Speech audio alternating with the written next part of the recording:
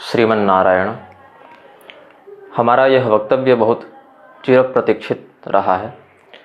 यद्यपि हम इस विषय में अपनी व्यासपीठ से बहुत बार कह चुके हैं, अपने लेखों से भी अपना मंतव्य स्पष्ट कर चुके हैं और साथ ही इस प्रसंग में बहुत अधिक व्याख्यान विश्लेषण किया जा सकता है। यद्यपि पूर्व के आचार्यों ने कुछ भी छोड़ा नहीं है कहने को कि हम कोई नई बात आपको बताएं, लेकिन फिर भी चूँकि बहुत दिनों से हम समझते हैं कि लगभग कार्तिक अगहन के आसपास हमने ये घोषणा की थी कि हम वर्णाश्रम व्यवस्था पर एक वक्तव्य जारी करेंगे और समयाभाव के कारण, कभी स्वास्थ्य हानि के कारण, कभी संसाधन में त्रुटि के कारण या निरंतर यात्राओं में रहने के कारण हम इस विषय में अपना वक्तव्य निर्गत न कर सके।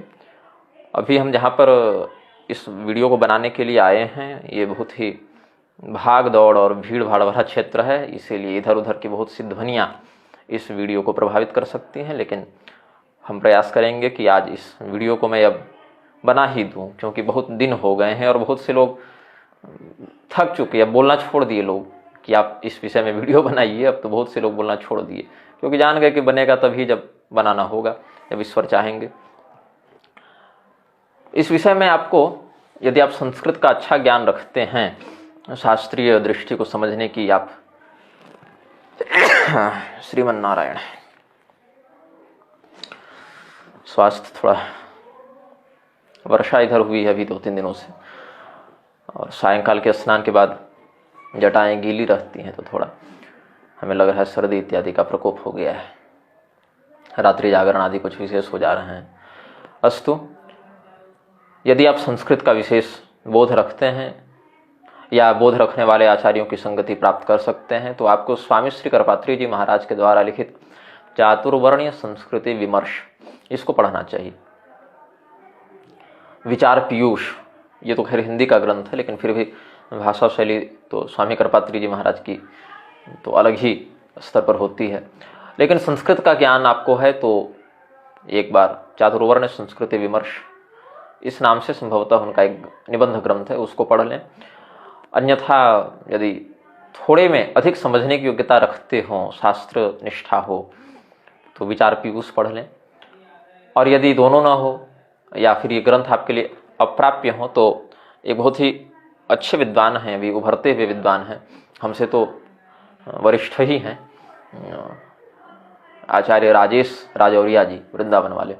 उनका भी एक इस विषय पर पहले वर्णाश्रम पर एक बहुत ही अच्छा वीडियो वक्तव्य आ चुका है, वो YouTube पर उपलब्ध होना चाहिए। आप अपने से थोड़ा परिश्रम करके उनके चैनल को खोजें और श्री राजौरिया जी के द्वारा जो वर्णाश्रम पर शास्त्रीय प्रमाण विलसित वक्तव्य निर्गत किया गया है, उससे लाभान्वित हों। और बहुत सी बातें जो राजौरिया जी ने नहीं कहीं या समयाभाव से ऊपर से बात निकाल गए, या बहुत से प्रमाणों को जो उन्होंने नहीं दिया, क्योंकि अब हर व्यक्ति एक ही शैली में बोलता नहीं, हमारी शैली अलग है, उनकी अलग है। और शास्त्रों को देखने की दृष्टि, जैसे 10 प्रमाण हो तो उसमें दृष्टि अलग। जैसे बाजार में 10 प्रकार की सामग्रियां बिक रही हैं, मिठाई की दुकान है, 10 प्रकार की मिठाइयाँ हैं, कपड़े का है किसी का व्यापार तो 10 तरह के वस्त्र उसने लगा रखे हैं। तो अपनी रुचि और शैली के आधार पर व्यक्ति मिठाई पर या कपड़े पर पहली दृष्टि डालता है। शास्त्रों के विषय में, प्रमाणों के विषय में भी ये बात लागू हो जाती है कि हर आचार्य अपनी दृष्टि से एक बार प्रमाणों को एक अलग शैली में देखता है। तो उन्होंने अपनी शैली में आपको जो धर्मोपदेश किया है, आप उसका भी लाभ लें, और जो हमें कहना है वो तो हम कहेंगे ही। तो इस विषय में हमने अमृत वचन पुस्तक में एक लघु लेख लिखा था 4-5 पृष्ठों का। समझने वाले तो उसी से समझ गए थे, और जो न समझे उनके लिए हम ये वीडियो अभी जारी करते हैं। सबसे पहले हम बताएंगे आपको, जाति और वर्ण 2 शब्द बहुत प्रचलित हो गए हैं। जन्मना कर्मणा पर तो बाद में आएंगे, पहले हम आते हैं जाति और वर्ण। कुछ विद्वानों का कहना है कि ये जाति शब्द संस्कृत का है ही नहीं, ये अलजात, जैसे तुफैल चतुर्वेदी इत्यादि ने ये कहा था कि अलजात शब्द है, तो अलजात शब्द से ये जाति आई है, ऐसा उन्होंने कहा। लेकिन हम सहमत नहीं हैं, क्योंकि हजारों हजार बार शास्त्रों में जाति शब्द जिस रूप में प्रचलन में है, अर्थ उसी रूप में आया है। और सबसे सामान्य तो यही देख लीजिए, या देवी सर्वभूतेषु जाति रूपेण संस्थिता नमस्तस्यै नमस्तस्यै नमस्तस्यै नमो नमः, जो मार्कंडेय पुराणोक्त दुर्गा सप्तशती है, उसके 5म अध्याय में जो देवी सूक्त है, उसी में जाति रूपेण संस्थिता जाति में भी जाति, प्रजाति, उपजाति बहुत से हैं। लक्षण आबद्ध कौन सी जाति है, कौन सी गुणाबद्धा जाति है, आकृतिबद्धा कौन सी जाति है, बहुत देखना पड़ता है। वर्ण और जाति को शास्त्रों ने, आचार्यों ने और कोश ग्रंथकारों ने भी समानार्थी शब्द में प्रयुक्त किया है। वर्ण और जाति, वर्ण के तो बहुत से और भी अर्थ होते हैं, जैसे रंग को भी वर्ण कहते हैं। हम आ रहे थे हाथरस से रांची की ओर फरवरी महीने के बाद 2020 ईस्वी में, संभवतः लॉकडाउन नहीं लगा था, लॉकडाउन से पहले की बात है। तो कोई 2-4 व्यक्ति बैठे हुए थे, उन्होंने वर्ण का अर्थ रंग लगा दिया और कहा कि रंग से पहले निर्धारण होता था वर्ण का, वर्ण व्यवस्था में। तो मुझे बड़ी चिढ़ लगी इनकी बातों को सुन के, लेकिन हम थोड़े अस्वस्थ थे तो हम ज़्यादा विरोध नहीं किए उस समय। तो रंग का क्या मतलब, भगवान श्री रामचंद्र जी और लक्ष्मण जी का तो शारीरिक देखें तो रंग अलग अलग है, एक सांवले हैं, एक गोरे हैं, तो दोनों को अलग वर्ण का कह दीजिए। हाँ, अथवा चाणक्य तो कृष्ण वर्ण के थे तो उनको शूद्र घोषित कर दीजिए, और कोई शूद्र वर्ण में उत्पन्न व्यक्ति गोरा हो उसको ब्राह्मण घोषित कर दीजिए। हमारे पिताजी काले हैं, हम गोरे हैं, तो हमें और हमारी माताजी को गौर वर्ण के कारण ब्राह्मण कह दीजिए और पिताजी को शूद्र वर्ण का कह दीजिए, तो ऐसा तो अनुचित हो जाएगा ना। ये रंग वाली बात पर तो एक ही घर में सभी वर्ण के लोग घुस जाएंगे, लेकिन इसका कोई शास्त्रीय या सामाजिक आधार भी देखने को नहीं मिलता है। हमारे यहाँ तो भगवान महादेव कर्पूर गौरम करुणावतारम है, और ये जो रविशंकर है भी डबल श्री वाला, वो बता रहा था कि शिव जी तो अछूत जात के थे, अनटचेबल थे शिव जी, तो कर्पूर गौरम करुणावतारम अनटचेबल हो गए। और अनटचेबल तो खैर सभी देवता हैं इस दृष्टि से कहें, क्योंकि देव विग्रह का स्पर्श करने का अधिकार सबको नहीं होता है। तो अपनी अतिशय तेजस्विता के कारण तो ये हमारे लिए जो अनधिकृत व्यक्ति है उसके लिए हर देव प्रतिमा अस्पृश्य हो जाती है। वो मुख्य महायाजकों के द्वारा ही स्पर्श पूर्वक पूजन की जानी चाहिए उस प्रतिमा का, ऐसा शास्त्र विधान निर्दिष्ट है। सभी लोग प्रतिमा का स्पर्श पूर्वक पूजन नहीं कर सकते। फिर बहुत कुछ आचार भेद से भी हो जाते हैं, किस देवता की प्रतिमा का किस वर्ण, आश्रम, संप्रदाय अथवा दीक्षा वाला व्यक्ति किस प्रकार के पूजन में अधिकार रखता है, ये सब तो अलग बात है। लेकिन ये जो डबल श्री वाला रविशंकर है, उसने कह दिया था कि शिव जी अछूत थे, अनटचेबल थे, फिर भी हमने उनको भगवान के जैसे पूजा। 2013 वाला ट्वीट अब तो शायद उसने मिटा दिया है। तो ये सब प्रलापी आजकल बड़े बड़े धर्मगुरु बने घूम रहे हैं, आर्ट ऑफ लिविंग सिखा रहे हैं ये, कि हम जीने की कला सिखाएंगे, कैसे जिया जाता है। अस्तु, कैसे जिया जाता है तो शास्त्र बताएंगे, रविशंकर क्या बताएगा। अब भगवान पतंजलि ने सती मूले तद्विपाको जात्यायुर्भोगा इत्यादि के संदर्भ से और एक और सूत्र है, मैंने प्रमाण अभी लिख रखे हैं सब।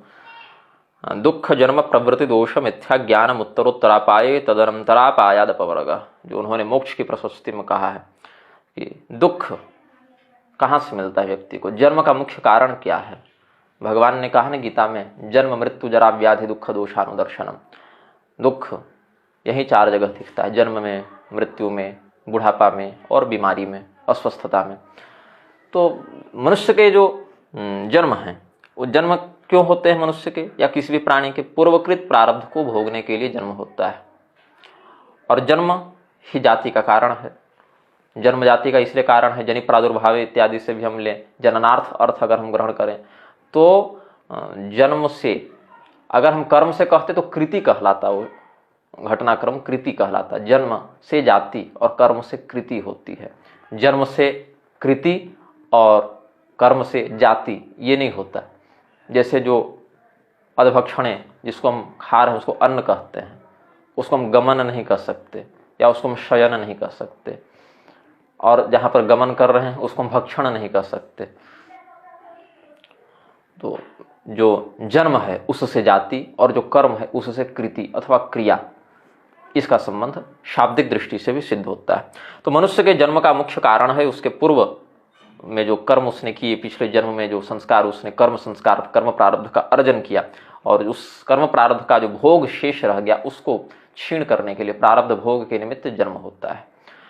और जब वो प्रारब्ध भोग कर रहा होता है उस समय भी क्रियमाण कुछ कर्म करता है। शिव पुराण में भगवान शिव ने कहा है कि पूर्व में जो बच गया उसको संचित कहते हैं, वही संचित जब मिलने लग गया तो प्रारब्ध कहते हैं। और प्रारब्ध भोग के ही समय आप जो इस जन्म में नया कर्म करते जा रहे हैं, भोग के साथ साथ जो नवीन कर्म का अर्जन करते जा रहे हैं वो क्रियमाण है। तो ये तो चक्र पूरा का पूरा बन गया। अज्ञानता के कारण दोष उत्पन्न होते हैं और दोष के कारण प्रवृत्ति बनी रहती है। यही प्रवृत्ति जिसके कारण जन्म होता है और सब दुखों का कारण जन्म ही है। जब तक अज्ञानता दूर नहीं होती, क्योंकि रीते ज्ञान अन्न मुक्ति है, जब तक ज्ञान ब्रह्मबोध तत्व ज्ञान नहीं होगा तब तक मुक्ति नहीं होती। और अज्ञानता ही बंधन का कारण है, ज्ञान ही मोक्ष का कारण है। अज्ञानता जब तक दूर नहीं होगी यह जन्म मरण का अनादि चक्र चलता ही रहेगा। अविद्यांधकार के कारण जीव परमात्मैक्य बोध के अभाव में जो अविद्या रूपी अज्ञान व्याप्त हो जाता है, उसी के दूर हो जाने पर जीव स्वतः मुक्त हो जाता है। दरअसल वस्तुतः कहें तो अध्यात्म रामायण की अगर हम बात करें, वहाँ के जो भगवान श्री रामचंद्र के द्वारा उपदिष्ट श्री राम हृदय, श्री राम गीता इत्यादि हैं, वहाँ से अगर हम प्रमाणों का संग्रह करें तो समझना चाहिए कि जीव वस्तुतः मुक्त है, इसे मुक्ति का बोध नहीं है। ये बोध होना ही मुक्त होना है। ये मुक्त है, जैसे उसमें महाकाश और जलाशयाकाश और प्रतिबिंबाकाश का उदाहरण भगवान ने दिया ना श्री राम हृदय आदि में। तो ब्रह्म, आत्मा और जीव में भी आभास चेतन जो अंतःकरण को प्रतिबिंबित करता है, तो आभास चेतन का आभासत्व नष्ट होना ही मुक्ति है। थोड़ी शब्दावली कठिन जिनको लगे वो हमारे अध्यात्म रामायण का व्याख्यान यूट्यूब में, फेसबुक में उपलब्ध है, उसमें हम समझते हैं। प्रथम दिन का जो व्याख्यान है महात्म्य के बाद वाला, उसमें आप इसको थोड़े और विस्तार से सुन सकते हैं, लेकिन ये वीडियो ज़्यादा बड़ा ना हो जाए इसके लिए हम थोड़ा संक्षेप में कह रहे हैं। पूर्व जन्म के कर्म के आधार पर इस जन्म का वर्ण तय होता है। सबसे बड़ी बात जो सनातन धर्म में यह है कि वो पूर्व जन्म के सिद्धांत को बहुत प्रखरता से मानता है। पूर्व जन्म के सिद्धांत को, पूर्व जन्म की बात को अगर हम नहीं मानेंगे तो न जाति समझ पाएंगे न वर्ण समझ पाएंगे। वर्ण को हम समष्टि कहते हैं और जाति को व्यष्टि कहते हैं। जैसे ब्राह्मण वर्ण है, ब्राह्मण वर्ण के अंतर्गत शाकद्वीपीय, कानकुब्ज, सरयू, पारेण, गौड़, मैथिल, वंग, द्राविड़ इत्यादि जातियां हैं। क्षत्रिय वर्ण है, क्षत्रिय में कोई सिसोदिया है, कोई चौहान है, कोई हाड़ा है, कोई बूंदी है, कोई मेवाड़ का है, इस प्रकार से अलग अलग जातियां हैं। वैश्यों में भी कोई अग्रवाल है, कोई पोद्दार है, कोई बुधिया है, कोई बंसल है, कोई गोयल है, छोटी छोटी जातियां हैं। शूद्रों में भी कोई सुनार है, कोई लोहार है, कोई चमार है, कोई तेली है, कोई धोबी है, कोई नाई है, कोई कुम्हार है, ये अलग अलग जातियां हैं। तो ब्राह्मण, क्षत्रिय, वैश्य, शूद्र, ये 4 वर्ण हैं। चारों वर्णों के अंतर्गत जातियां हैं। ये भी एक दृष्टि बनती है। अथवा कहीं कहीं जाति और वर्ण को समानार्थी शब्द में भी प्रयोग किया गया। ब्राह्मण, क्षत्रिय, वैश्य, शूद्र ये जातियां हैं, ऐसा भी कोश ग्रंथों में शब्द कल्प, द्रुमवाचस्पति आदि इत्यादि में आप देख सकते हैं। इस विषय पर हम थोड़ा बाद में आएंगे। पहले हम उस लेख पर आपको संक्षेपतः ले चलते हैं जो हमने अमृत वचन में लिखा था। भगवान पतंजलि ने लिखा विद्या तपश्च योनिश्च। ये 2 पतंजलि हुए ना, एक योग दर्शन वाले, एक व्याकरण वाले। त्रिमुनि वाले अलग हैं, तो थोड़ा नाम की साम्यता कारण आप ध्यान रखिएगा इसका। विद्या तपश्च योनिश्च एतद् ब्राह्मण कारकम विद्या तपोभ्याम योहिनो जाति ब्राह्मण एव स। विद्या, तपस्या और योनि ये तीनों ब्राह्मणत्व के सम्मिश्रित कारक हैं। मतलब तीनों होंगे तो ब्राह्मणत्व पुष्ट माना जाएगा। और इनमें से जो भी व्यक्ति विद्या और तपस्या से हीन हो जाए, केवल योनि से वो जन्म लेकर ब्राह्मण बना हो, तो उसको जाति ब्राह्मण कहते हैं। अभी हमने कहा ना जाति और वर्ण शब्द पर, जाति ब्राह्मण शब्द भी एक है। जाति ब्राह्मण का अर्थ है जो केवल जाति मात्र से, जन्म मात्र से ब्राह्मण है, उसमें ब्राह्मण को चरितार्थ करने वाली विद्या अथवा तपस्या का अभाव है। वो विद्या और तपस्या को धारण नहीं करता, किंतु जाति से वो ब्राह्मण हो गया है, जन्म उसने ब्राह्मण कुल में लिया है, ये समझना चाहिए। तो जन्म जो ब्राह्मण कुल में लेता है, इसमें मेरु तंत्र का प्रमाण ब्रह्म छत्रम, ब्रह्म बीजम इत्यादि जो हैं कि ब्राह्मण ही उसका पिता हो, ब्राह्मण ही उसकी माता हो और ब्राह्मण के द्वारा उसका संस्कार संपादित किया गया हो, मतलब उपनयन इत्यादि ब्राह्मण गुरु हो। फिर वह ब्राह्मण के समान जो षटकर्म है ब्राह्मण के, यजन, याजन, अध्ययन, अध्यापन, दान लेना, दान देना इत्यादि में निष्ठा रखता होकर ब्रह्म संसिद्धि की जिज्ञासा करके ब्रह्म सिद्ध हो तो ब्राह्मण पूर्णतया कहलाता है। 5 हो गए ना, ब्राह्मण पिता, ब्राह्मण माता, ब्राह्मण गुरु, ब्राह्मण आचरण और ब्रह्म को जानने की तत्व जिज्ञासा के साथ ब्रह्म संसिद्धि। तो ये 5 मेरु तंत्र में भगवान शिव ने बताए। अब इसमें जो 3 बातें जिसमें पाई जाएं, विद्या, तपस्या और योनि, ब्राह्मण, ब्राह्मणी के माध्यम से जिसको देह धारण हुआ हो, जन्म हुआ हो, वो पक्का ब्राह्मण है। और जो तपस्या और विद्या से शून्य है, वो जाति मात्र से केवल ब्राह्मण है। वो पूर्णतया हम नहीं समझते कि ब्राह्मण है, जाति ब्राह्मण है, लेकिन उसमें ब्राह्मणत्व अभी कुछ अपूर्ण है, उसको अभी पूर्णतया ब्रह्म संसिद्धि होने में समय है। महाशय कैयटमन ने इसका भाव लिखा है, योनि रीति ब्राह्मण्याम ब्राह्मणा जन्म। अब योनि जो कहा, विद्या तपश्च योनिश्च एतद् ब्राह्मण कारकम, तो उसमें कैयटाचार्य जी कहते हैं योनिरिति ब्राह्मणियांग ब्राह्मणा जन्म। योनि का अर्थ क्या है? ब्राह्मणी माता में ब्राह्मण पिता के द्वारा गर्भाधान किया जाए और जन्म हो। ब्राह्मण कारकमिति ब्राह्मण व्यपदेशस्य निमित्तामेतादित्यर्थ। तपश्रुताभ्यामिति नासौ परिपूर्ण ब्राह्मण जाति लक्षणैक देशश्रेयस्तु तत्र ब्राह्मण शब्द प्रयोग है। जहाँ जाति का लक्षण दिखाना हो वहां पर ब्राह्मण शब्द का प्रयोग किया जाएगा उसके लिए जो केवल शरीर से, जन्म से, योनि से, जाति से ब्राह्मण है। विद्या तपस्या के अभाव में उसको परिपूर्ण ब्राह्मण नहीं कह सकते, ऐसा कैयटाचार्य जी ने कहा। तपस्रुताभ्यामिति नासौ परिपूर्ण ब्राह्मण जाति लक्षणैक देशश्रेयस्तु तत्र ब्राह्मण शब्द प्रयोग है। तात्पर्य हम पहले बता चुके और महाभाष्य के प्रारंभ में ही जाते जाते आपको मिल जाएगा। ब्राह्मणेना कारणो धर्म षडंगो वेदो ध्येयो ज्ञेयश्च। अकारणो या निष्कारणो, ब्राह्मण को वेद पढ़ने के लिए कोई कारण नहीं चाहिए। षडंग वेद का अध्ययन करने के लिए, शास्त्रयुक्त वेद का अध्ययन करने के लिए ब्राह्मण को किसी कारण की आवश्यकता नहीं, वो उसका स्वभाव है, वो उसका नैसर्गिक लक्षण है। जैसे कोई कह ले ना कि जो वेद पढ़े वो ब्राह्मण, अभी रविशंकर ने कहा ना, हे जो वेद पढ़ लिया वही ब्राह्मण हो गया। मीम बनाने के लिए लोग प्रवचन करने बैठते हैं, क्या समझ में नहीं आता मुझे। पूछ दिया गुरु जी, हाँ चेला जी, तो हमने सुना है कि केवल ब्राह्मण ही वेद पढ़ सकता है गुरु जी। गुरु जी क्या कहेंगे? गुरु जी तो शिव जी का छूत बताए घूम रहे हैं। तो गुरु जी ने कहा कि नहीं नहीं नहीं, जो वेद पढ़ लेना वो ब्राह्मण हो जाता है। अरे मूर्ख, भगवान पतंजलि ने कहा कि ब्राह्मण के लिए वेद पढ़ना है, ब्राह्मण के लिए वेद पढ़ना विधि है, न कि वेद पढ़ने वाला व्यक्ति ब्राह्मण हो जाता है। हाँ, कल को कोई व्यक्ति किसी इसकी स्त्री के साथ गमन कर ले तो उसका बेटा तो इसको बाप बाप बन के कह के घूमेगा कि तुमने हमारी माता का रमण पूर्वक गर्भाधान किया है तो तू मेरा बाप हो गया। हाँ, तो ऐसा नहीं करना चाहिए लोगों को। हलाला और गर्भाधान में कुछ तो अंतर होगा कि नहीं होगा? गर्भाधान जो 16 संस्कारगत जो गर्भाधान संस्कार है और हलाला है, रमण तो दोनों में हो रहा है, लेकिन रमण मात्र से आप उसको बाप घोषित करके घूमिएगा तो चाहे डबल श्री हो, चाहे 108 श्री हो, चाहे 1008 श्री हो, चाहे अनंत श्री विभूषित हो, सिद्धांत दृष्टि में तो आपका उपहास ही होगा। विद्वानों की सभा में इसको समादरणीय तो नहीं माना जाएगा। स हटा के बाकी मान लीजिए, समादरणीय में तो आपको नहीं गिना जाएगा ना। अब स हटा के बाकी समझ लीजिए, उसमें शायद आप आ सकते हैं। अब वेद वेदांग के पढ़ने से हमें क्या मिलेगा, ये अगर कोई ब्राह्मण सोचे, जाति ब्राह्मण सोचे, वेद वेदांग के अध्ययन से, शास्त्राध्ययन से, स्वाध्याय से हमें क्या मिलेगा, तो उसके लिए तो पतन की स्थिति उत्पन्न हो जाएगी। पक्षी का आकाश में उड़ना नैसर्गिक लक्षण है, मछली का जल में तैरना नैसर्गिक लक्षण है, वैसे ही ब्राह्मण के लिए वेदपाठी होना नैसर्गिक लक्षण है। ब्राह्मण के बालक को जन्म से ब्राह्मण समझना चाहिए। श्रीमद् भागवत में कहते हैं जन्मना ब्राह्मणो गुरु। आगे इस विषय पर हम और आएंगे आपको। और एक हमें कोई पूछे थे, जन्मना जायते शूद्र पर कोई पूछे थे, हमें जन्मना जायते शूद्र जो ये लोग बताते हैं मनुस्मृति में, तो वहाँ तो मूलतः मुझे नहीं मिला है, और जिस अर्थ में प्रयुक्त है भी उस अर्थ में नहीं मिला है। मेरा तात्पर्य यह है कि जो कहते हैं कि जन्म से सभी शूद्र होते हैं, तो अरे भैया जब चारों वर्ण हैं, महाविश्वकर्म पुराण में महर्षि कालहस्ती ने राजा सुब्रत को बताया, कैसे तो श्लोक है मैं थोड़ा भूल रहा हूँ, महाविश्वकर्म पुराण पढ़े हमको 5 वर्ष हो गए। ब्रह्म क्षत्रिय विट शूद्रा चत्वारो श्रेष्ठ वर्ण का ऐसे करके भाव है। अर्थ वही है, हो सकता है शब्द व्यतिक्रम कुछ हो जाए, लेकिन अर्थ वही है कि ब्राह्मण क्षत्रिय वैश्य शूद्र ये चारों श्रेष्ठ वर्ण हैं। ये कहा उसमें श्रेष्ठ वह व्यक्ति है जो अपने नैसर्गिक वर्णगत कर्म पर निष्ठा रखता हुआ अप्रमाद पूर्वक उसका पालन करे, वो श्रेष्ठ है, वह सम्माननीय है। और जो व्यक्ति ऐसा नहीं है वो लोक में शासक के द्वारा और परलोक में महाशास्ता यमराज के द्वारा शासित होता है, निग्रहित होता है, और उसका शास्त्रीय संविधान के आधार पर दंड भी निर्धारित किया गया है। तो भगवान ने जब कह दिया कि चारों श्रेष्ठ वर्ण हैं और तुम लोग जन्म से तो मान नहीं रहे, कर्म से मान रहे हो, तो भैया कर्म से केवल ब्राह्मण क्षत्रिय वैश्य को ही क्यों मान रहे हो? हाँ, शूद्र को भी कर्म से ही मानो केवल, तो जन्मना जाते शूद्र फिर क्यों भैया?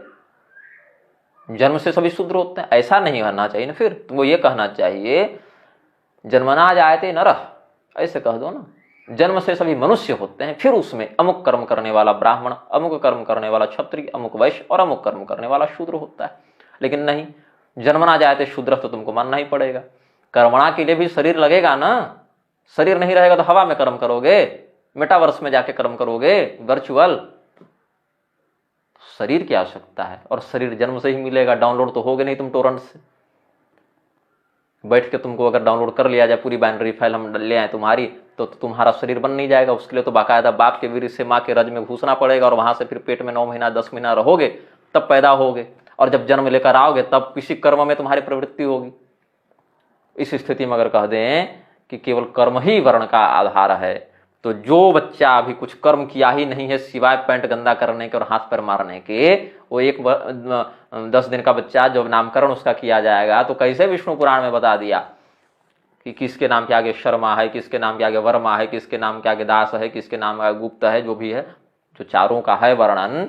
और वो मुनि ने जो महाराज सगर को बताया है, वो कैसे बताया है फिर अन्यान्य स्मृतियों में, शास्त्रों में कैसे कहा, 10 दिन का बच्चा क्या कर्म कर दे ऐसा कि तुम उसको ब्राह्मण या शूद्र घोषित कर सकते हो। इसमें तो वही मानना पड़ेगा फिर, जाति ब्राह्मण है वो सब, ये केवल जाति सभी ब्राह्मण है, विद्या तपस्या का तो अवसर आया नहीं इसके लिए। 10 दिन का बच्चा न तो शूद्र का ही काम कर पाएगा, न ब्राह्मण का काम कर पाएगा। लेकिन नामकरण संस्कार तो तुम 10वें दिन करोगे ना, या कुल परंपरा के आधार पर 6ठे दिन या 15वें दिन या जो भी करोगे, लेकिन 10वें दिन मान लेते हैं, महीना भर से अंदर ही तो करोगे।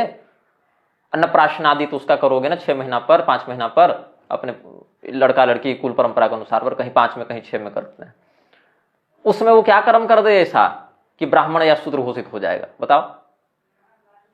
उस स्थिति में समझना चाहिए कि पहले तो शरीर उसको लगेगा, और शरीर ऐसे नहीं मिलेगा, माता पिता की आवश्यकता पड़ेगी, और माता पिता किसी न किसी वर्ण पर तो स्थित होंगे। अब माता पिता दोनों यदि ब्राह्मण है तब तो उसको ब्राह्मण कहेंगे, और अगर इधर उधर बात हो गई तो वर्ण संकर कहेंगे। लेकिन आर्य समाज, गायत्री परिवार इत्यादि स्वयं वर्ण संकरता से ग्रस्त हैं, ये लोग क्या वर्ण संकरता का खंडन करेंगे। जो स्वयं चोर हो वो दूसरे को क्या कहेगा कि चोरी मत करो, बोलेगा अरे नहीं चोरी करो, बल्कि चोरी करना तो धर्म है, यही तो शास्त्र का आदेश है।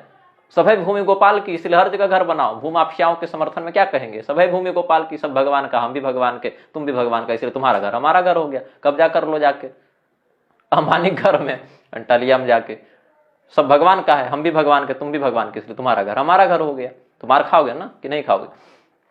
ऐसी स्थिति में समझना चाहिए कि केवल कर्म कर्म कर्म चिल्लाने से बहुत से संस्कार प्रारंभिक तो खंडित हो जाएंगे ऐसे ही। अब आगे बढ़ते हैं। जन्मना ब्राह्मणो ज्ञेय संस्कार द्विज उच्यते विद्या याति विप्रत्वं श्रोत्रिय स्त्रीभिरेव च। जो लोग अत्रि स्मृति अत्रि संहिता का वर्णन करते हैं उसमें भी कहते हैं जन्मना ब्राह्मणो ज्ञेय, जन्म से ब्राह्मण जानना चाहिए। जन्मना ब्राह्मणो ज्ञेय, फिर जब उसका संस्कार हो जाए, उपनयन इत्यादि हो जाए, तो संस्कार द्विज उच्यते, फिर उसको द्विज कहा, उसका पुनर्जन्म हुआ, इसी शरीर में उसके संस्कारगत पुनरावृत्ति हुई, पुनर्जन्म हुआ उसका, तो फिर कहा कि वो द्विज हो गया। और विद्या याति विप्रत्वम, जब उसने विद्याध्ययन किया, वेदाध्ययन किया, तो उसके विप्रत्व की संसिद्धि हो गई। श्रोत्रिय स्त्रीभिरेव च, और जब तीनों एक साथ हो गया, अथवा त्रैविद्या में जब उसकी निष्णात सिद्धि हो गई, तो हम उसको श्रोत्रिय ऐसा कहते हैं। ये अत्रि भगवान ने कहा। तो अत्रि के नाम पर जो बहुत प्रलाप चलता है कि नहीं उन्होंने तो यास्क और अत्रि दो के ही नाम पर चल रहा है ना आजकल, जन्मना जायते शूद्र, जन्मना जायते शूद्र, तो हमको तो नहीं मिला है। अब किसी को मिला, किस संदर्भ में मिला, जरा हमें प्रस्तुत करके बताएंगे।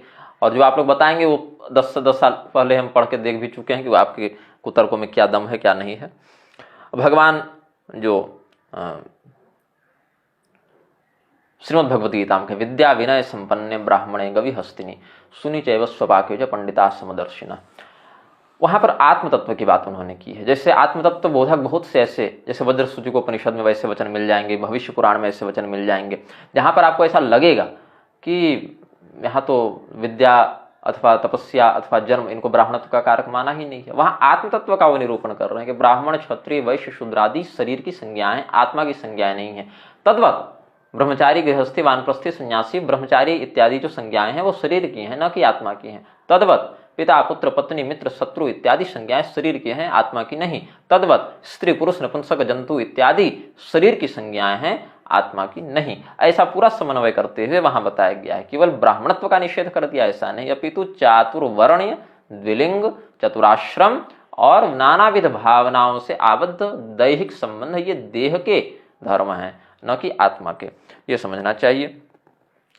अब भगवान ने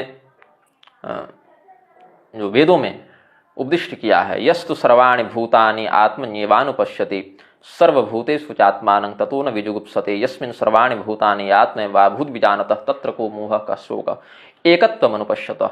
जो सर्वत्र वासुदेव सर्वमिति या सर्वं खल्विदमेवाहं नान्यदस्ति सनातनम, जो सर्वत्र ब्राह्मी दृष्टि रखता है, ऐसा व्यक्ति न किसी को अपना मित्र मानता न किसी को शत्रु मानता। शत्रु मित्र देह के लक्षण है और हम देह है नहीं, आत्म तत्व समूह का एक है, ऐसा समझकर सबसे आत्मवत व्यवहार करता है। लेकिन केवल बाहर से बोल देने से नहीं, अगर केवल जो व्यक्ति चेतन में ये एकता रख सकता है उसके लिए तो जड़ में एकता रखना और सरल है। उसके लिए तो विष्ठा में और भविष्य में कोई अंतर ही नहीं होगा, अमृत में और विष में कोई अंतर ही नहीं होगा, उसके लिए शुद्धि अशुद्धि में कोई अंतर ही नहीं होगा। वो व्यक्ति दूध पिए चाहे जहर पिए चाहे फिनाइल पिए, उसको कोई फर्क नहीं पड़ेगा, कोई अंतर नहीं पड़ेगा। तो ऐसा कोई ब्रह्म संसिद्ध अवधूत जड़ भरत ऋषभदेव के समान हो जाए, दत्तात्रेय भगवान के समान हो जाए तो अलग बात है, ये उनके लिए हो जाता है। तेजी सांग न दोषाय वहने सर्वभुजो यथा। लेकिन जब तक हम उस स्थिति को प्राप्त नहीं हुए हैं, न बुद्धि वेदम जनयेत ज्ञानां कर्म संज्ञानां जोषयेत सर्वकर्माणि विद्वान युक्त समाचरण, तब तक हमें अपने अपने वर्णाश्रमोचित कर्म में प्रवृत्त होना चाहिए। कर्मणे वही संसिद्धि मास्थिता जनकादय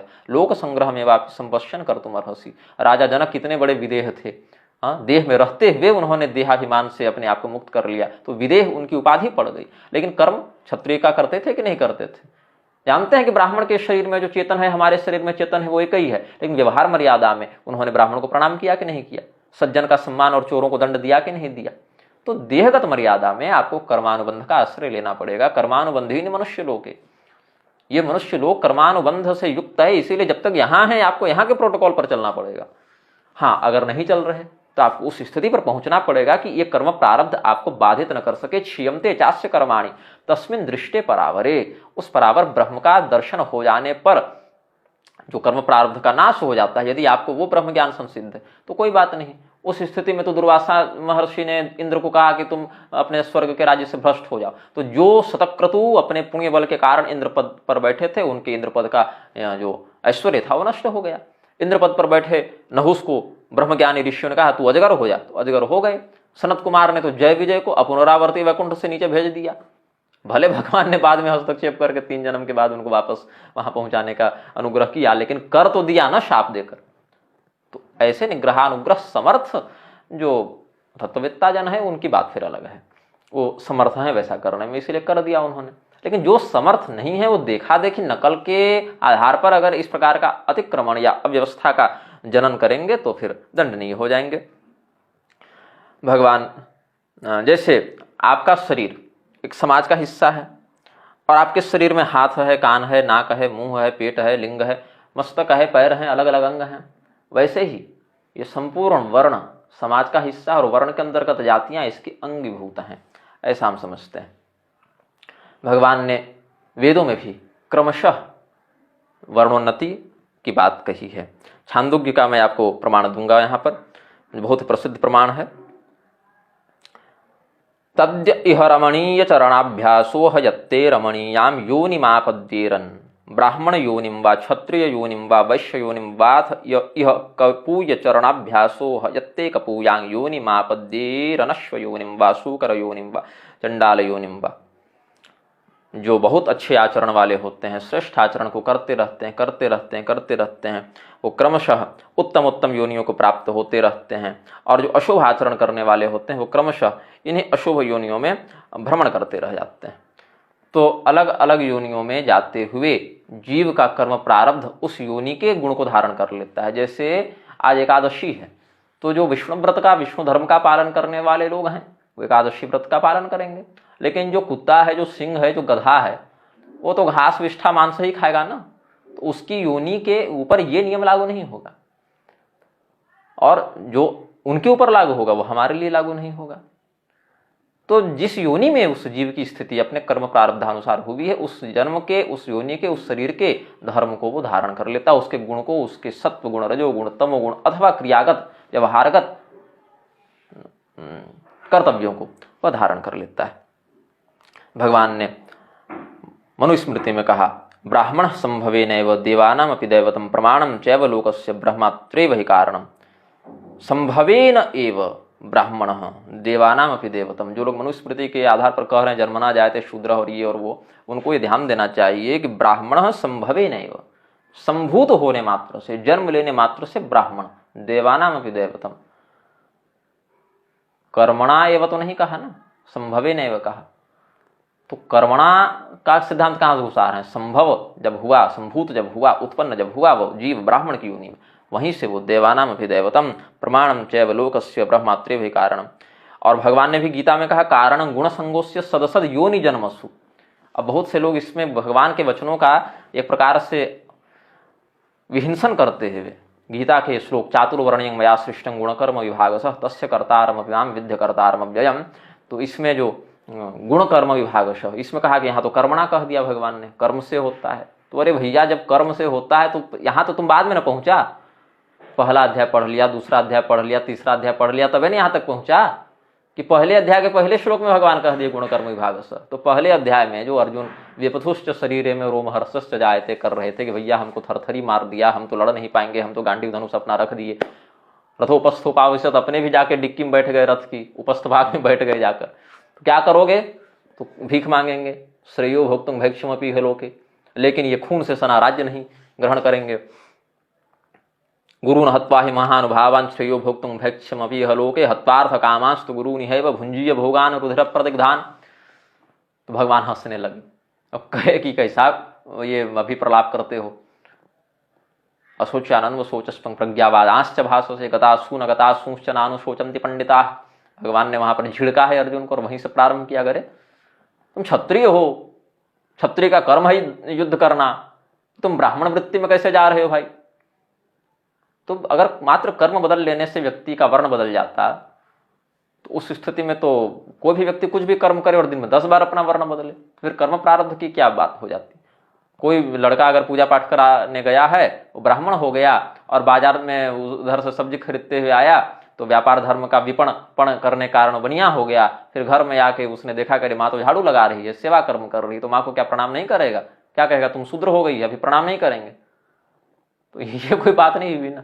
और वहीं उसके पिता वो भी पूजा पाठ करा के आए और उन्होंने इसकी माँ का गर्भाधान कर दिया, अपनी पत्नी का गर्भाधान कर दिया, तो क्या कहेंगे? तुम शूद्र हो और हम ब्राह्मण हैं, इसीलिए तुमसे उत्पन्न होने वाली संतान चंडाल कहलाएगी। तो ये कोई बात नहीं हुई। द्रोणाचार्य युद्ध ही लड़ते लड़ते पूरा जीवन बिताए और मरे भी अंत में वो युद्ध लड़ते लड़ते ही, लेकिन उनको ब्राह्मण ही कहा गया। भगवान श्री कृष्ण क्या गीता का उपदेश करने में ब्राह्मण कहला गए अपने आप को? लोक दृष्टि से देखें तो भगवान तो खैर वर्णातीत हैं, लेकिन फिर लोक दृष्टि की बात करते हैं तो क्या भगवान को आप कह दीजिएगा कि आप ये हो गए हैं, ब्राह्मण हो गए हैं? और भगवान जब सारथी कर्म करने लगे तो क्या कहे? करे आप तो सूत हो गए, आप तो वर्ण संकर हो गए। और फिर भगवान जब गौपालन करते थे तो कृषि गोरक्ष वाणिज्यम वैश्य कर्म स्वभाव, जब उनको बनिया घोषित कर दीजिए, वैश्य घोषित कर दीजिए। और भगवान जब सबका आतिथ्य सेवा शुश्रूषा कर रहे थे राजसूय यज्ञ में तो उनको शूद्र कह दीजिए। और फिर उसी शूद्र की अग्र पूजा हो गई, जब भगवान सबका आतिथ्य किए, सबकी सेवा किए, उसके बाद उनकी अग्र पूजा हो गई तो कहोगे फिर ये ब्राह्मण बन गए। तो ये प्रलाप करना मूर्खों का काम है, ये प्रलाप सज्जनों के लिए नहीं है। हम अब आगे आपको बताते हैं, स्मृति संदर्भ का वर्णन करते हैं। वर्णाश्रमाश्च स्वकर्मनिष्ठाः प्रेत्य कर्म फलम अनुभूय ततः शेषेण विशिष्ट देश जाति कुल धर्मायु श्रुति वृत्त वित्त सुखमेधसो जन्म प्रतिपद्यन्ते। क्या कहा? अपने अपने वर्णाश्रम में निष्ठा रखने के बाद जो उन्होंने कर्म किया, उस कर्म के प्रारब्ध में जो भोग शेष रह गया, उस भोग को प्राप्त करने के लिए जो हमने कहा सति मूले तद्विपाक हो जात्यायुर्भोगा, उसके आधार पर शेषेण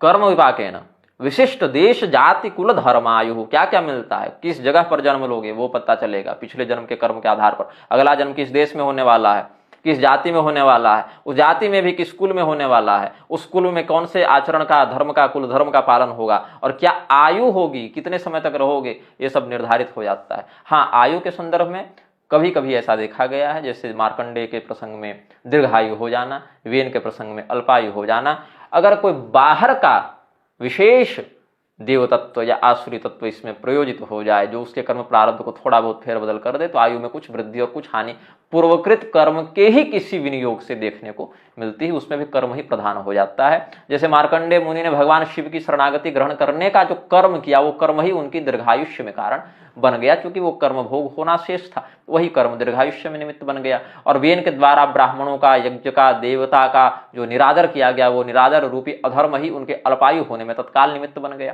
तो इसमें भी कर्म ही हो जाता है। गृहधारण का हम आपको बताते हैं। ब्रह्म वा इदमग्र आसीदेकमेव सृजत छत्रम यान्येतानि सनैव व्यभवत् स विषम सृजति सनैव व्यभवत् स शौद्रम वर्णम सृजत। तो भगवान के द्वारा जो चातुर्वर्ण निश्रित हुए उसमें ब्राह्मण के ही द्वारा क्षत्रिय का, उसके बाद फिर वैश्य का, उसके बाद फिर शूद्र आदि का प्रणयन किया गया है। तो सर्वे ब्राह्मण संभूता है, ये सभी ब्राह्मण से ही उत्पन्न हुए। और भी महाभारत इत्यादि में कहा पहले तो हंस संज्ञक एक ही वर्ण था, लेकिन धीरे धीरे संस्कारगत हानि के कारण अवनति होते होते वो चातुर्वर्ण में विभाजित हो गया। और क्षत्रिय इत्यादि में भी जो यवन इत्यादि थे, अब्राह्मणत्व के कारण, ब्राह्मण के दर्शन, ब्राह्मण के मार्गदर्शन, ब्राह्मण के अनुशासन से हीन होने के कारण म्लेच्छताम गता, हाँ क्षत्रिया म्लेच्छताम गता, जो कहा कि ये सब जो क्षत्रिय थे, यवन, कंक, खस, किरात इत्यादि, ये सब क्षत्रिय थे, लेकिन ब्राह्मण के आदर्शन से, ब्राह्मण के मार्गदर्शन के लोप से ये सभी क्षत्रिया म्लेच्छतांगता, ये सब म्लेच्छ हो गए, हूण, किरात इत्यादि। तो भगवान जो पद्म पुराण इत्यादि में, भविष्य पुराण इत्यादि में, अच्छा इसमें बहुत से और वचन आपको महाभारत का भी है, कुछ स्कंद पुराण इत्यादि का भी है, वो हम आपको धीरे धीरे करके विमर्शगत विषय में बताते जाते हैं। अत्रि भगवान का हमने प्रमाण दिया ही है आपको अत्रि स्मृति से। इधर अब आपको हम इसका थोड़ा सा बता देते हैं।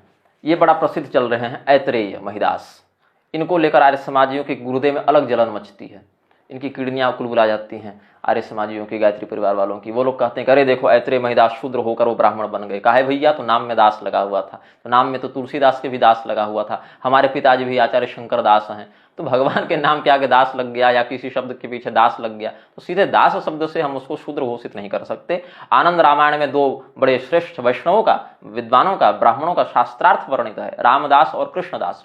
तो दास मात्र से आप उसको कह दें कि तुम शूद्र हो, ऐसा उचित नहीं। तो यहाँ शूद्र वर्ण के रैदास भी हुए और ब्राह्मण वर्ण के तुलसीदास भी हुए, अपने अपने स्वकर्म का पालन करने से दोनों संत और पूजनीय के रूप में प्रसिद्ध भी हुए। तो इस पर अर्जुन ने प्रश्न किया है कि ऐतरेय थे कौन, वास्तव में इनका रहस्य क्या है। तो बाहर से जैसे जड़ भरत, अब थे तो ब्राह्मण, अंगिरा गोत्रीय ब्राह्मण के यहाँ उनका जन्म हुआ था जड़ भरत जी का, लेकिन उनकी वृत्ति इतनी ब्राह्मी थी कि वो मूक पिशाच बधिरवत व्यवहार करते थे। तो लोगों को लगा कि ये मूर्ख हैं, लोगों को लगा कि असंस्कारी हैं, लोगों को लगा कि ये जड़ हैं, तो उन भरत का नाम कर दिया जड़ भरत, लेकिन थे वो ब्रह्मज्ञानी। अब जैसे कोई बहुत बड़ा वैज्ञानिक हो, बहुत दिव्य दिव्य रहस्यों को जानता हो, ब्रह्मांड के बहुत गूढ़ गूढ़ रहस्यों को जानता हो, लेकिन किसी अंगूठा छाप गांव में घुस गया हो, क्या बोलेगा वो, क्या व्यवहार करेगा, चुपचाप बैठा रहेगा, किसको बोले, क्या समझाए। उस स्थिति में कोई बहुत बड़ा ब्रह्मज्ञानी हम जैसे कर्म विपाक में फंसे मूढ़ जंतुओं के बीच में आ भी जाए तो क्या बोलेगा, वो क्या करेगा। उनके लेवल के लायक, उनके स्तर के लायक कोई मिले तब तो, और अपने अतिरिक्त किसी और को देखे तब तो। वो तो सर्वभूत हृदय, सर्वांतर्यामी, वो ब्रह्म का साक्षात्कार कर चुका है, वो किससे क्या बात करे। बात करने के लिए अन्य तत्व का होना आवश्यक है ना, वहां तो परतत्व का है ही नहीं। परतत्वाभिमान के नाश होने के कारण ही तो उसको स्वतत्व का बोध हुआ है। तो जो स्वतत्व बुद्ध है वो परतत्व के अभाव में संवाद किससे करेगा। तो ऐतरेय के संदर्भ में अर्जुन ने देवर्षि नारद से प्रश्न किया है, ऐतरेय कस्य पुत्रो निवास वास्य वामुने कथं सिद्धि मगान धीमान वासुदेव प्रसाद। ये ऐतरेय किसके पुत्र थे, कहाँ रहते थे, भगवान नारायण की कृपा से इनको कैसे सिद्धि प्राप्त हुई। ये सब ऐतरेय मुनि का जब उन्होंने परिचय पूछा तब देवर्षि नारद ने कहा, अस्मिन्नेय मम स्थाने हारितस्यान वै भवत् मांडू की रीति विप्राज्ञो वेद वेदांग पारक, कि हमारे आश्रम में ही पहले हारित मुनि रहते थे। हारित मुनि स्मृतिकार भी हुए हैं, हारित स्मृति का भी आपको हम प्रमाण देंगे इसमें, हारित मुनि का। उन्हीं ने ये प्रमाण, उन्होंने भी कहा है कि ब्राह्मण से ब्राह्मणी में उत्पन्न ही ब्राह्मण हो सकता है। ये हारित भगवान ने भी अपनी स्मृति में कहा है। हमने उनका भी आज हारित स्मृति पढ़ते हुए हमने वो भी श्लोक लिख लिया था साथ में, उस सभी श्लोकों को एक साथ लिख लेता हूँ, उसके बाद फिर आप लोगों को बताता हूँ ताकि लगभग विषय बता दिए जा सके। तो कहते हैं कि हमारे ही इसी आश्रम के पास हारित के पुत्र मांडुकी रहते थे, बहुत श्रेष्ठ ब्राह्मण थे, विप्राग्र्यो विप्रो में अग्रगण्य थे, वेद वेदांग में निष्णात थे। उन्हीं की इतरा नाम की एक भार्या थी, तस्यासीद इतरा नाम भार्या साध्वी गुणैर्युता तस्यामुत्पद्यत सुतस्त्वैतरेय इति स्मृतः। अब रही बात शूद्र कहने की, तो राजा जानश्रुति को तो रैक्व महाराज ने भी शूद्र कह दिया, क्योंकि उनकी बुद्धि उस तत्व ज्ञान से रहित थी, तो तत्व ज्ञान विरहित होने से उनको शूद्र ऐसा संबोधन कर दिया। अब घर में भारत में तो हर बाप अपने बेटे को गधा बोलता है, अरे गधा इधर आओ, अरे गधा इधर आओ। हम भी अपने पिताजी से कितनी बार सुने, अरे गधा इधर आओ। तो हम गधा थोड़ी हो गए, हमारे ऊपर शीतला माँ थोड़ी बैठकर सवारी करेंगी, हमारा नाम गर्धव वैशाख नंदन थोड़े हो जाएगा। वो तो कहने की शैली में, डांटने की शैली में कह देते हैं कि अरे गधा इधर आओ। तो स्वयं को हम वास्तव में खर समझकर 4 पैर पर चल के घास खा के ढेंचू ढेंचू करने लगे तो ये तो अव्यावहारिक बात हो जाएगी। वैसे ही अगर किसी अज्ञानता कारण, मोह के कारण, फटकार के कारण या किसी भर्त्सना के कारण अगर कह दिया जाए अरे शूद्र इधर आ, या ब्राह्मण भी, अगर जो ब्राह्मण नहीं उसको ब्राह्मण कहना भी गाली है उसके लिए ना। आप स्मरण करें श्रीमद् भागवत में हमने कई बार अपने व्यासपीठ से कहा है, वो जो भूमा पुरुष का जो वर्णन है, जहाँ पर ब्राह्मण के बच्चे को लाने के लिए भगवान श्री कृष्ण और अर्जुन जाते हैं, उससे पहले वो ब्राह्मण देवता जब विलाप करते हैं तो अर्जुन क्या कहते हैं, ये सभी के सभी वृष्णिवंशी यदुवंशी लगता है ब्राह्मण हो गए हैं, सत्रधर्मी हो गए हैं, ये सब सत्रधर्मी हो गए हैं, केवल यज्ञ करने के लिए ये सब जन्म लिए थे, प्रजा की रक्षा से इनको कोई मतलब नहीं। तो वो भी गाली है उनके लिए, भर्त्सना की जा रही है उनकी कि आप क्षत्रिय हैं, आपकी प्रजा आपके सामने रो रही है, आप बैठ के हवन और दान में लगे हुए हैं। अरे हवन दान तो ब्राह्मण भी कर लेंगे, बल्कि वो तो करेंगे ही करेंगे। आपका पहला काम है अपने प्रजा के दुख का निवारण करना, प्रजा का संरक्षण करना, हाँ ना। लोक रंजन करने से आप राजा कहलाते हैं, प्रजा वत्सल आपको बनना है, तो आप ब्राह्मण बने बैठ रहे हैं। तो ये वैगुण्य, क्षत्रिय को ब्राह्मण कहना भी, ये उसके लिए भर्त्सना का कथन समझना चाहिए। तो यहां पर कहते हैं देवर्षि नारद कि मांडूकी नाम के जो ब्राह्मण थे, जो कि हारीत के पुत्र थे, उनकी पत्नी इतरा से ऐतरेय का जन्म हुआ था। और तस्यामुत्पद्यत सुतस्त्वैतरेय इति स्मृतः, और बचपन से पूर्व जन्म के संस्कार को धारण करने से, जैसे उसको पिछले जन्म की घटनाएं याद हैं तो अगले बार वो फंसेगा नहीं। जैसे जड़ भरत को पिछले जन्म की बातें याद थी कि हम हिरण कैसे फंसे थे, बने थे, उससे पहले राजर्षि भरत थे, ये सब याद थी। हमें भी भगवान सूर्य की कृपा से 8 वर्ष पर्यंत जातिस्पर साधना करने के फलस्वरूप अपने कतिपय जन्मों का मूलभूत ज्ञान है। तो हम समझते हैं कि कौन सा कर्म हमें फंसा सकता था, कौन सा कर्म हमारे पुनर्जन्म का कारण बना। और इससे पहले तो हम क्षत्रिय कुल में ही थे, ये तो हमारी स्मृति में ही इतनी बात है, इसके लिए तो हमको किसी अन्य व्यक्ति के पास जाना भी नहीं है ये सब समझने के लिए। तो पूर्व काल में क्षत्रिय थे, अमुक कर्म के कारण हमको ब्राह्मणत्व की संसिद्धि हुई, ये सब शास्त्र सिद्ध बात भी है, और भगवान सूर्य की कृपा से हमें इसका हस्तामलकवत स्मरण भी है। तो यहाँ पर क्या कहते हैं कि सच बाल्यात् प्रभृत्येव प्राग्जन्मन्यनुशिक्षितम जजाप मंत्रं त्वनिशं द्वादशाक्षर संगीतम। अब ये ऐतरेय जो थे, ये पूर्व जन्म की घटनाओं को स्मरण रखने वाले थे, और पिछले जन्म में इन्होंने जो शास्त्राध्ययन किया था वो इनके साथ बना हुआ था। गजेंद्र भी एवं व्यवसितो बुद्ध्या समाधाय मनोहृदि जजाप परमं जाप्यं प्राग्जन्मन्यनुशिक्षितम। तो वही प्राग्जन्मन्यनुशिक्षितम यहाँ पर आ गया कि पूर्व जन्म की पढ़ी हुई बात उनको स्मरण थी। तो क्या करते थे ऐतरेय, हम पुनः कर्म बंधन में न फंस जाएं, इसके लिए भगवान के द्वादशाक्षर मंत्र का नित्य जप करते रहते थे, हमेशा जप करते रहते थे। जप करते रहने के फलस्वरूप क्या हुआ, ये किसी से बात नहीं करते, किसी की बात सुनते नहीं, किसी की बात समझते नहीं, किसी की बात कहीं करते नहीं। तो लोगों ने कहा कि ये मूर्ख है, ये जड़ है, ये तो मंदबुद्धि है, जबकि अंदर अंदर वो ब्रह्मनिष्ठा रखते हुए भगवान का नित्य निरंतर चिंतन करते रहते थे। न शृणोति न वक्त्येव मनसापि च किंचन एवं प्रभाव स्वभुच्य बाल्य विप्रसुतस्तदा ततो मूकोयमित्येव नानोपाय प्रवोचिता। ये गूंगा है, बह रहा है, ऐसा समझकर लोगों ने उनको जगाने का प्रयास किया। पित्रा यदा न कुरुते व्यवहाराय मानसम ततो निश्चित्य मनसा जड़ोयमिति भारत। ये जड़ है। जब पिताजी ने देखा कि हमारे मन के अनुकूल ये व्यवहार नहीं करता, ये तो चुपचाप बैठा रहता है, न कुछ बोलता है, न सुनता है, न व्यवहार करता है, तो कहा ये जड़ है। तो इसीलिए जड़वत होने से उनको शूद्र इस प्रकार के भ्रम में उन्होंने समझ लिया था।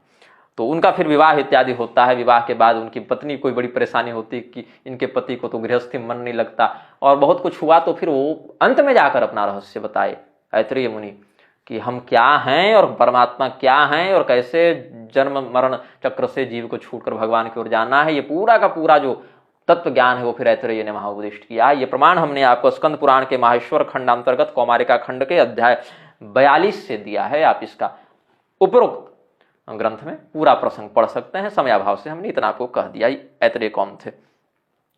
अब यहां पर जो भगवान विश्वामित्र इत्यादि का या वीत हव्य इत्यादि का वर्णन करते हैं, या चवन कुशिक संवाद इत्यादि का वर्णन करते हैं, उसके अंतर्गत भी जो लोग कहते हैं वेदों में जातियां नहीं हैं, उनको वो सब देखना चाहिए। जहां पर वेदों में जातियों का वर्णन है, संकर जातियों का भी वर्णन है, विहित वर्णाश्रमगत का भी वर्णन है।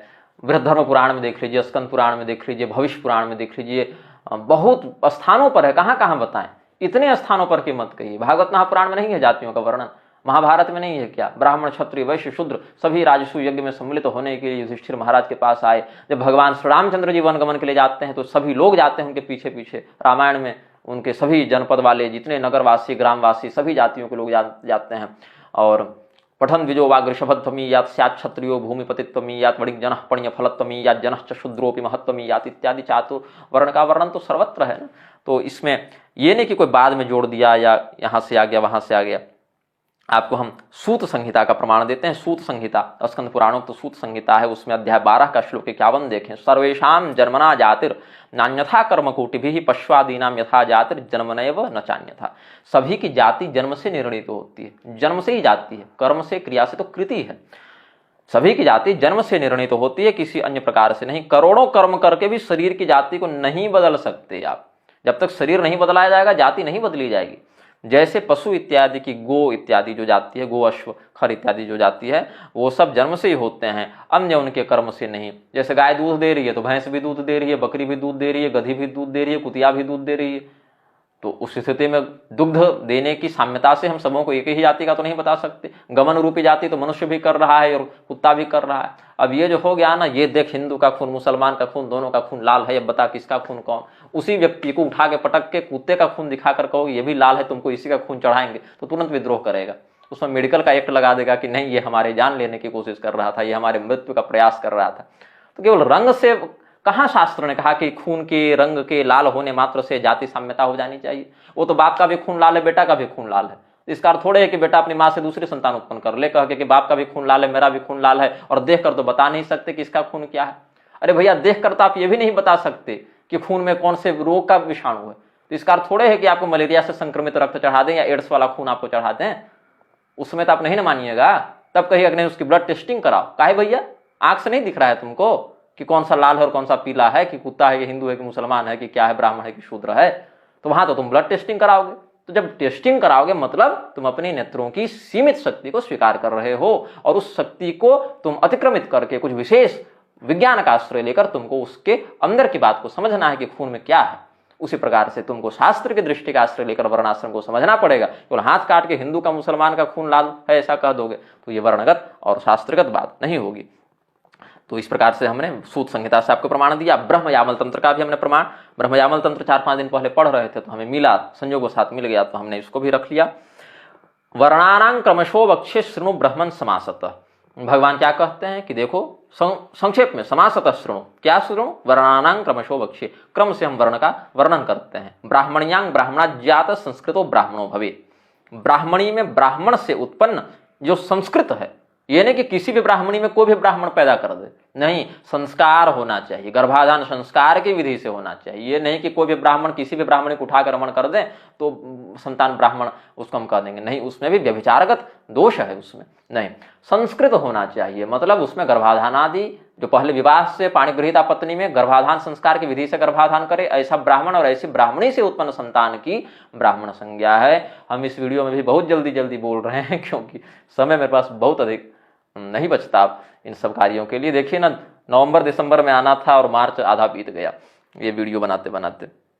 तो ब्राह्मण्यां ब्राह्मणाज्जात संस्कृतो ब्राह्मणो भवेत् एवं क्षत्रिय विट शूद्राः ज्ञेयास्वेभ्यः स्वयोनिजाः। केवल ब्राह्मण के ही साथ नहीं, क्षत्रिय वैश्य और शूद्र भी ऐसे ही जानने चाहिए जो अपनी अपनी क्षत्रिय वैश्य शूद्र इत्यादि योनियों में ही जन्म लिए हों। इसमें फिर सबका कह दिया। अध्ययनं अध्यापनं चाध्ययनं यजनं याजनं तथा दानं प्रतिग्रहश्चेति षट्कर्माणि यज्ञजन्मनः। षण्णां तु कर्मणामस्य त्रीणि कर्माणि जीविका याजनाध्यापने च विशुद्धाच्च प्रतिग्रह इज्जाध्ययन दानानि वैश्यस्य क्षत्रियस्य च। जिसका जिसका जो जो कर्म है सो बताते गए। अब जो कहते हैं एतद् देश प्रसूतस्य सकाशादग्र जन्मनः, ये सब जो बात आपको मनुस्मृति इत्यादि मिलेगी। तो सकाशादग्र जन्मनः, अग्र जन्मा क्यों कहा ब्राह्मण को, अग्र कर्मा क्यों नहीं कहा। ब्राह्मण के लिए अनेकानेक स्थानों पर मुखज, मुख से उत्पन्न, अग्र जन्मा, अग्रज इत्यादि शब्द आए हैं। तो ऐसा क्यों कह दिया। केवल अगर ज्ञान ही हम मान लेते, ज्ञान ही हो गया तो ब्राह्मण हो गया, तो विदुर जी कितने बड़े ज्ञानी थे भाई। विदुर जी के ज्ञान में चाहे वो राजनीति हो, चाहे वो धर्मशास्त्र हो, चाहे वो भगवत भक्ति हो, विदुर जी का एक अलग स्तर है भाई। विदुर जी अतुल्य हैं। विदुर जी क्या कहते हैं महाभारत में आप देख लीजिए, धर्मचर्या जघन्यो वर्ण पूर्वम पूर्वम वर्णमापद्यते जाति परिवृत्तौ। अधर्मचर्या, ये तो आपस्तम से पहले मैं दे रहा हूं, फिर आपको विदुर जी का बताऊंगा। आपस्तम महर्षि का मैं वचन दे रहा हूं। धर्मचर्या जघन्यो वर्ण पूर्वम पूर्वम वर्णमापद्यते जाति परिवृत्तौ। अधर्मचर्या पूर्वो वर्णो जघन्यम वर्णमापद्यते जाति परिवृत्तौ। जो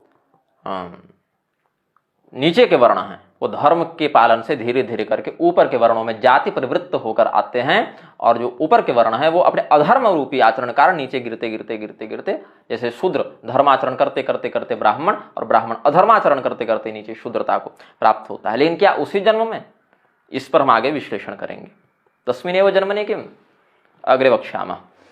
महाभारत का वचन जो हमने आपको विदुर जी का कहा, शूद्र योनावहम जातो नातो न्यत वक्तुमुत्सहे कुमारस्य तु या बुद्धिर वेदताम शाश्वती। विदुर जी कौन है?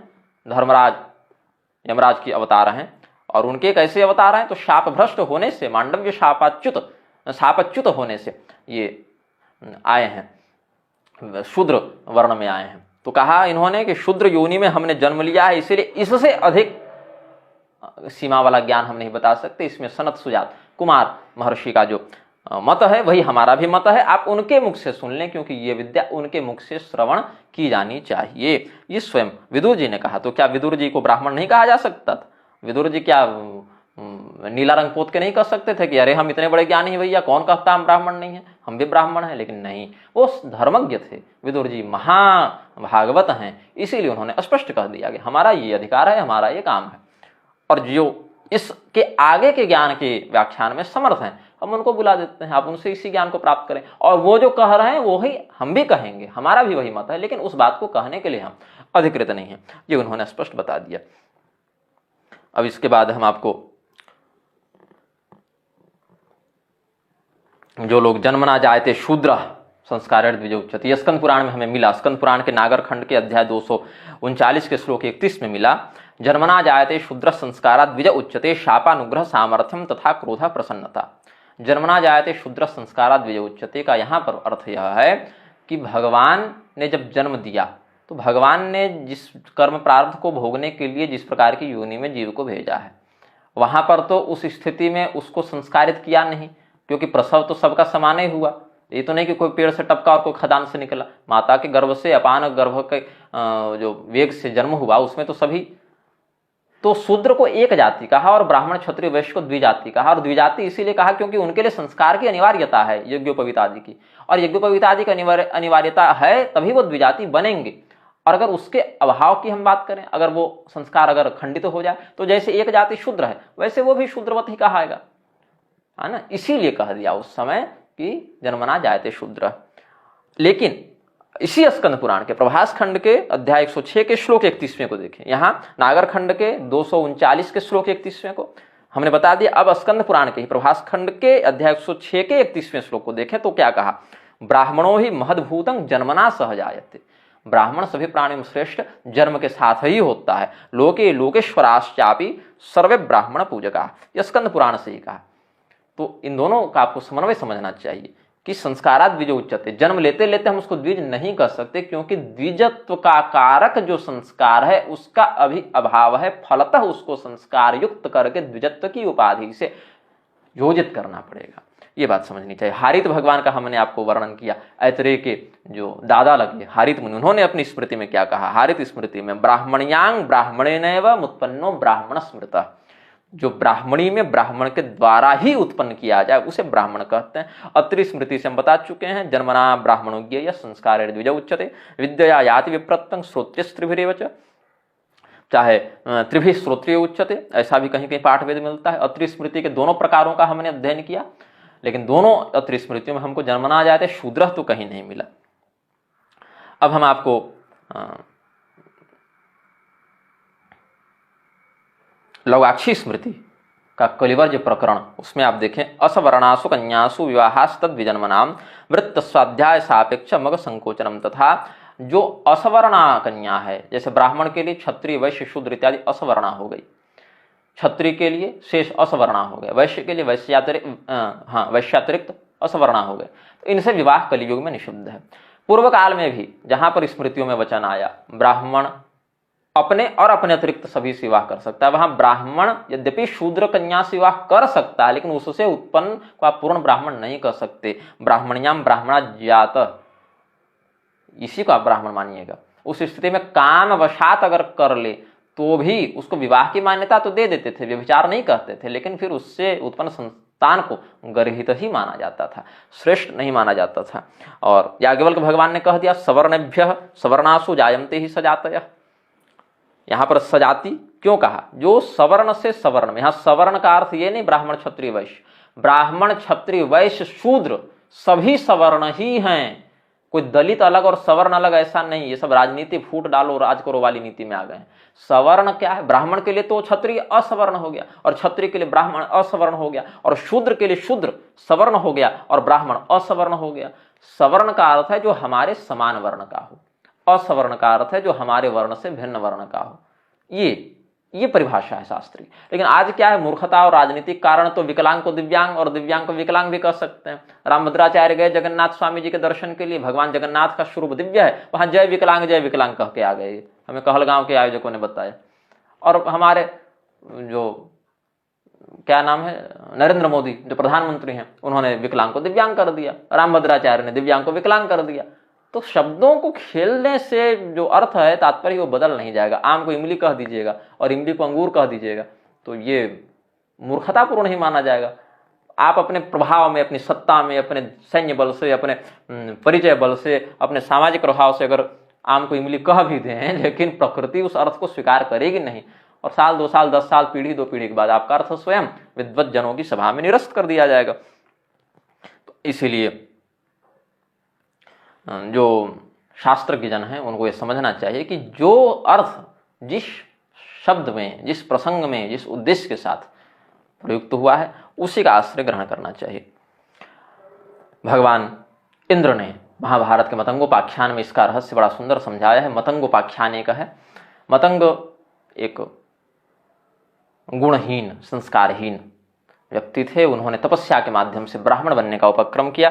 देवराज इंद्र आए उनके पास और कहा कि बहुत तपस्या की मतंग ने, फिर कहा वरदान मांगो, तो कहा हमें ब्राह्मण बना दीजिए। देवराज इंद्र ने कहा कि ब्राह्मण तो नहीं बन सकते, तो तुम्हें क्या, ऐसे सीधे सीधे नहीं बन सकते, मतलब बनो, लेकिन पहले स्वर्णगत कर्म करो, फिर योनि शुद्धि के बाद धीरे धीरे करके ब्राह्मण बनना, यही विधि है। तो कहा कि नहीं, हमको अभी बनना है। तो उसमें आप अनुशासन पर्व देखें महाभारत का, उसमें प्रारंभ में ही, यहाँ 4थे अध्याय में ही आपको मिल जाएगा। तिर्यक योनिगतः सर्वो मानुष्यं यदि गच्छति सजायते पुलकशो वा चंडालो वाप्य संशय। पहले तो भैया अनेक समय तक तुमको कीड़ा मकोड़ा पशु पक्षी की योनि में भटकना पड़ेगा, वहां से कर्म प्रारब्ध की शुद्धि हो जाएगी तो तुम मनुष्य बनोगे। और मनुष्य में भी सीधे सीधे ब्राह्मण नहीं बनोगे, मनुष्य में क्या बनोगे, चांडाल इत्यादि में पहले जाओगे या म्लेच्छ इत्यादि में पहले जाओगे। उसके बाद अगर वहां पर भी तुमने अपने लिए विहित सामान्यतम धर्म का आचरण किया, दया, अहिंसा, अपरिग्रह, अक्रोध इत्यादि का, सौम्यता इत्यादि का पालन किया, तब ततो दशशते काले लभते शूद्रतामपि शूद्र योनावपि ततो बहुशः परिवर्तते। हे मतंग, देवराज इंद्र बता रहे हैं, दशशते काले, हजार जन्म तुम उधर चांडाल इत्यादि, म्लेच्छ इत्यादि विदेशी जर्मन, फ्रेंच, रशियन, अमेरिकन बनते घूमोगे, उसके बाद तुम शूद्र बनोगे। हजार जन्म उधर भटकोगे तब तुमको कहीं शूद्र बनने का सौभाग्य मिलेगा। और शूद्र योनि में भी तुम बहुत, शूद्र योनावपि, न कि कर्मणा, योनो, शूद्र योनावपि ततो बहुशः परिवर्तते, बहुत बार घूमोगे। तब क्या होगा, ततस्त्रिंशत् गुणे काले लभते वश्यतामपि वश्यतायां चिरं कालं तत्रैव परिवर्तते। ततः षष्टि गुणे काले राजन्यो नाम जायते, ततः षष्टि गुणे काले लभते ब्रह्मबन्धुतां ब्रह्मबन्धुश्चिरं कालं ततस्तु परिवर्तते। ततस्तु द्विशते काले लभते काण्डपृष्ठतां काण्डपृष्ठश्चिरं कालं तत्रैव परिवर्तते। ततस्तु त्रिशते काले लभते जपतामपि तं च प्राप्य चिरं कालं तत्रैव परिवर्तते। ततश्चतुष्शते काले श्रोत्रियो नाम जायते श्रोत्रियत्वे चिरं कालं तत्रैव परिवर्तते। तदेवं शोकहर्षौ तु कामद्वेषौ च पुत्रक अतिमानातिवादौ च प्रविशेति द्विजाधमं तांश्चज्जयति शत्रून् स तदा प्राप्नोति सद्गतिम् अथ ते वै जयं तेनं तालं पक्वमिवापतेत्। फिर उसमें शूद्र योनि में बहुत बार करोगे तो वैश्य बनोगे, उसमें इतने वर्षों तक रहोगे तो क्षत्रिय बनोगे, फिर 60 वर्ष यहाँ बिताओगे तो ब्राह्मण बनोगे, उसमें भी इतने 100 वर्ष बिताओगे तो ब्राह्मण में भी तब वेद पाठी ब्राह्मण बनोगे। ये नहीं कि ब्राह्मण बन गया तो सीधे बड़ा हो गया, उसमें भी सैकड़ों जन्म बिताओगे तो वेद पाठी बनोगे। वेद पाठी ब्राह्मण बनने के बाद भी काम क्रोध घुस जाएंगे तो फिर नीचे गिरोगे। वहां अगर काम क्रोध को जीत लिया तो तब जाकर तुम्हारा मोक्ष होगा, इतना कह दिया, अन्यथा नहीं संभव था। ब्राह्मण बनना, ऐसे सीधे सीधे। तो ये पूरी प्रक्रिया बताई। सीधे कह देते अरे ब्राह्मण बनना है तो क्यों मरे पड़े हो तपस्या करने में, अरे सीधे उठाओ शंख और झोली को उठाओ और चलो सत्यनारायण कथा कहते हैं, हो जाओगे ब्राह्मण। उसमें क्या, जैसे गायत्री परिवार और आर्य समाज वाला आजकल बना रहा है ब्राह्मण। लेकिन कहा देखो इतना इतना हजार हजार जन्मों तक तो पहले चांडाल मृक्ष बनोगे, तब शूद्र बनोगे। पहले तो शूद्र बनने के लिए तुमको इतनी मेहनत है, तो ब्राह्मण बनने में तो बहुत दूर है। अरे भैया विधायक बनने में इतना प्रपंच है, तो प्रधानमंत्री बनने में तो और है, पहले विधायक तो बनो। तो जो इन्होंने कहा ये कथा तो खैर यहाँ पूर्ण हो जाती है मतंग उपाख्यान में, लेकिन ये स्कंद पुराण के अवंती खंड में जाकर इस कथा के आगे का वर्णन किया उन्होंने। मतंग ने कहा कि भाई हम पहले से इतना परेशान है, आप हमको सीधे क्यों नहीं मार देते, और क्यों आप हमको कष्ट दे रहे हैं, अब हम तो पहले मरे बराबर हैं, आप हमको और मार रहे हैं अपने बाणों से। कह दी तो वाग बाणों से, किम माम तो दसी दुखार्तम मृतंग मार ऐसे चमाम तंग तो सोचाम यो लब्ध्वा ब्राह्मण्यम नानुपालयेत। अब बताइए, हम तो उसके लिए टेंशन ले रहे हैं, उसके लिए चिंतित हो रहे हैं जो ब्राह्मण बन गया और बनने के बाद ब्राह्मणत्व का पालन नहीं कर रहा है। ब्राह्मण बनने में जितनी समस्या है ना देवराज, उससे कहीं अधिक समस्या ब्राह्मण बने रहने के लिए है। तो अच्छा ये बताइए, यदि दुष्प्राप्य है, तीनों वर्णों के लिए ब्राह्मण बनना दुष्प्राप्य है, तो विश्वामित्र कैसे बन गए थे देवराज इंद्र, ये बता दीजिए। और वीतहव्य का हमने वर्णन सुना, जो तपस्या से ब्राह्मणत्व को प्राप्त कर लिए थे। वीतहव्यश्च राजर्षि तपसा विप्रताम गतः तस्मात् तपः करिष्यामि निर्द्वंद्वो निष्परिग्रह। वीतहव्य का, विश्वामित्र इत्यादि का उन्होंने उदाहरण देकर कहा हम तो तपस्या ही करेंगे। फिर बाद में उनको मतंगेश्वर महादेव का उपासना विधान बताते हैं देवराजेंद्र। बाद में भगवान महादेव की कृपा से कालांतर में मतंग को ब्राह्मणत्व की संसिद्धि होती है। भगवान शिव चाह लें तो क्या नहीं हो सकता। लेकिन जो तो विश्वामित्र और वीतहव्य इत्यादि का वो प्रसंग बता गए, इससे लोगों को बड़ा भ्रम हो जाता है। अरे विश्वामित्र कर सकते हैं, वीतहव्य कर सकते हैं। वीतहव्य के ही आगे वंश में शौनक इत्यादि ऋषिगणों का वर्णन मिलता है। रुरु, प्रमति, रुरु और ये सबका, गृत्समद, प्रमति, रुरु, शुनक, शौनक इत्यादि का मिलता है ना आगे, इन्हीं के वीतहव्य राजा के वर्णन में। तो प्रश्न उठा, ये सब क्षत्रिय थे। और श्रीमद् भागवत के नवम स्कंध में भी बहुत से ऐसे राजाओं का वर्णन मिलता है जो कहते हैं कि कर्मणा विप्रतांगता, कर्म से वो ब्राह्मण बन गए, इस प्रकार से। तो इसके लिए भी हम आपको समाधान प्रस्तुत करेंगे, शास्त्र का ही समाधान प्रस्तुत करेंगे। सबसे पहले हम आपको बताते हैं महाभारत का, और शूद्रो ब्राह्मणता में थी, ब्राह्मण याति शूद्रताम, ब्राह्मणो याति शूद्रताम, शूद्र ब्राह्मण बन जाता है, ब्राह्मण शूद्र बन जाता है, कैसे, ये सब भी जो जो समस्या, जो जो मन प्रश्न उठ रहे होंगे, वो सब प्रश्नों का उत्तर शास्त्र पहले दे चुके हैं।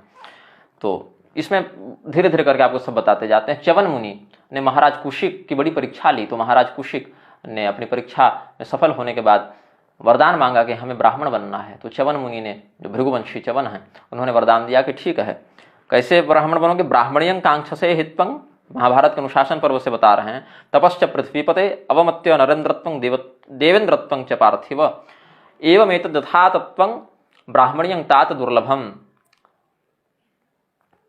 ब्राह्मणीय सति चर्षित्वं ऋषित्वे च तपस्विता भविष्यत्ये सते कामः कुशिकात् कौशिकोद्विजः तृतीयं पुरुषं प्राप्य ब्राह्मणत्वं गमिष्यति वंशस्ते पार्थिव श्रेष्ठ भृगुणामेव तेजसा ब्राह्मण्यं मे कुलस्यास्तु भगवन्नेषमेव रः।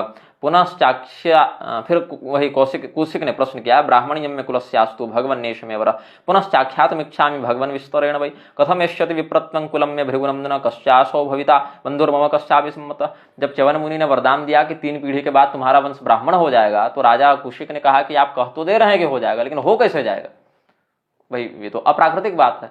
तो देखिए, जो लोग केवल कर्म कर्म चिल्लाते रहते हैं, उनको ध्यान देना चाहिए कि अगर सीधे कर्मणा हो सकते थे तो कुशिक को वरदान मांगने की क्या आवश्यकता थी, कह देते कि आज से राजपाट छोड़ और दंड कमंडल उठाओ, हो गए ब्राह्मण।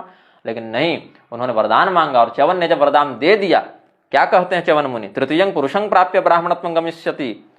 अब उसमें भी उनको संदेह हो गया, कैसे कैसे हो जाएगा भाई आपके कहने से, ब्राह्मणियं में कुलस्यास्तु भगवन्नेषमेव रः पुनश्चाख्यातुमिच्छामि भगवन् विस्तरेण वै कथम एष्यति विप्रत्वं कुलं में भृगुनंदन, कैसे हो जाएगा ब्राह्मण। तब फिर विश्वामित्र इत्यादि का आगे वो बताते हैं। विश्वामित्र जी का हम आपको प्रमाण देते हैं, कहाँ से, स्कंद पुराण से प्रमाण देते हैं हम आपको। स्कंद पुराण के नागरखंड के अध्याय 168 से प्रमाण देते हैं। जब देवराज इंद्र आए, इंद्र उवाच विश्वामित्र प्रतुष्टोस्मि तपसा अनेन पार्थिव वरं वरय भद्रम चेदभीष्टं प्रतिष्ठितम्। जब विश्वामित्र जी को वरदान देने के लिए आए देवराज इंद्र और कहा आपके हृदय में जो भी इच्छा हो वो मांग लें, विश्वामित्र ने कहा ब्राह्मण्यम देहि मे शक्रो यदि तुष्टोसि सांप्रतम, हमें ब्राह्मणत्व प्रदान करें। तब देवराज इंद्र ने कहा कि अनेनैव शरीरेण क्षत्रिय स्यात् कथं द्विज चतुर्विंशति संस्कार द्विगुणैर्यः प्रजायते तदन्यत् प्रार्थयत् क्षिप्रं जप्ते भीष्टतरम स्थितम, कि इसी शरीर से आप जो क्षत्रिय के शरीर में, इसी शरीर से आप कैसे ब्राह्मण बन जाएंगे, तो ये तो संभव नहीं है। तो विश्वामित्र जी ने कहा कि न ब्राह्मण्यात् परम किंचित प्रार्थयामि सुरेश्वर, अभी त्रैलोक्य राज्यम ते वस्तु स्वन्य सुखा कथा, आप त्रिलोकी का राज्य भी दे दें तो हमको नहीं चाहिए, हमें तो ब्राह्मणत्व ही चाहिए। वो दे सकते हैं तो बात कीजिए। बोले नहीं हो सकता है भैया। तो अगर नहीं दे सकते तो आप चले जाइए, हम इस शरीर का परित्याग करके दूसरा जन्म ले लेंगे और दूसरा जन्म लेकर हम ब्राह्मण बन जाएंगे।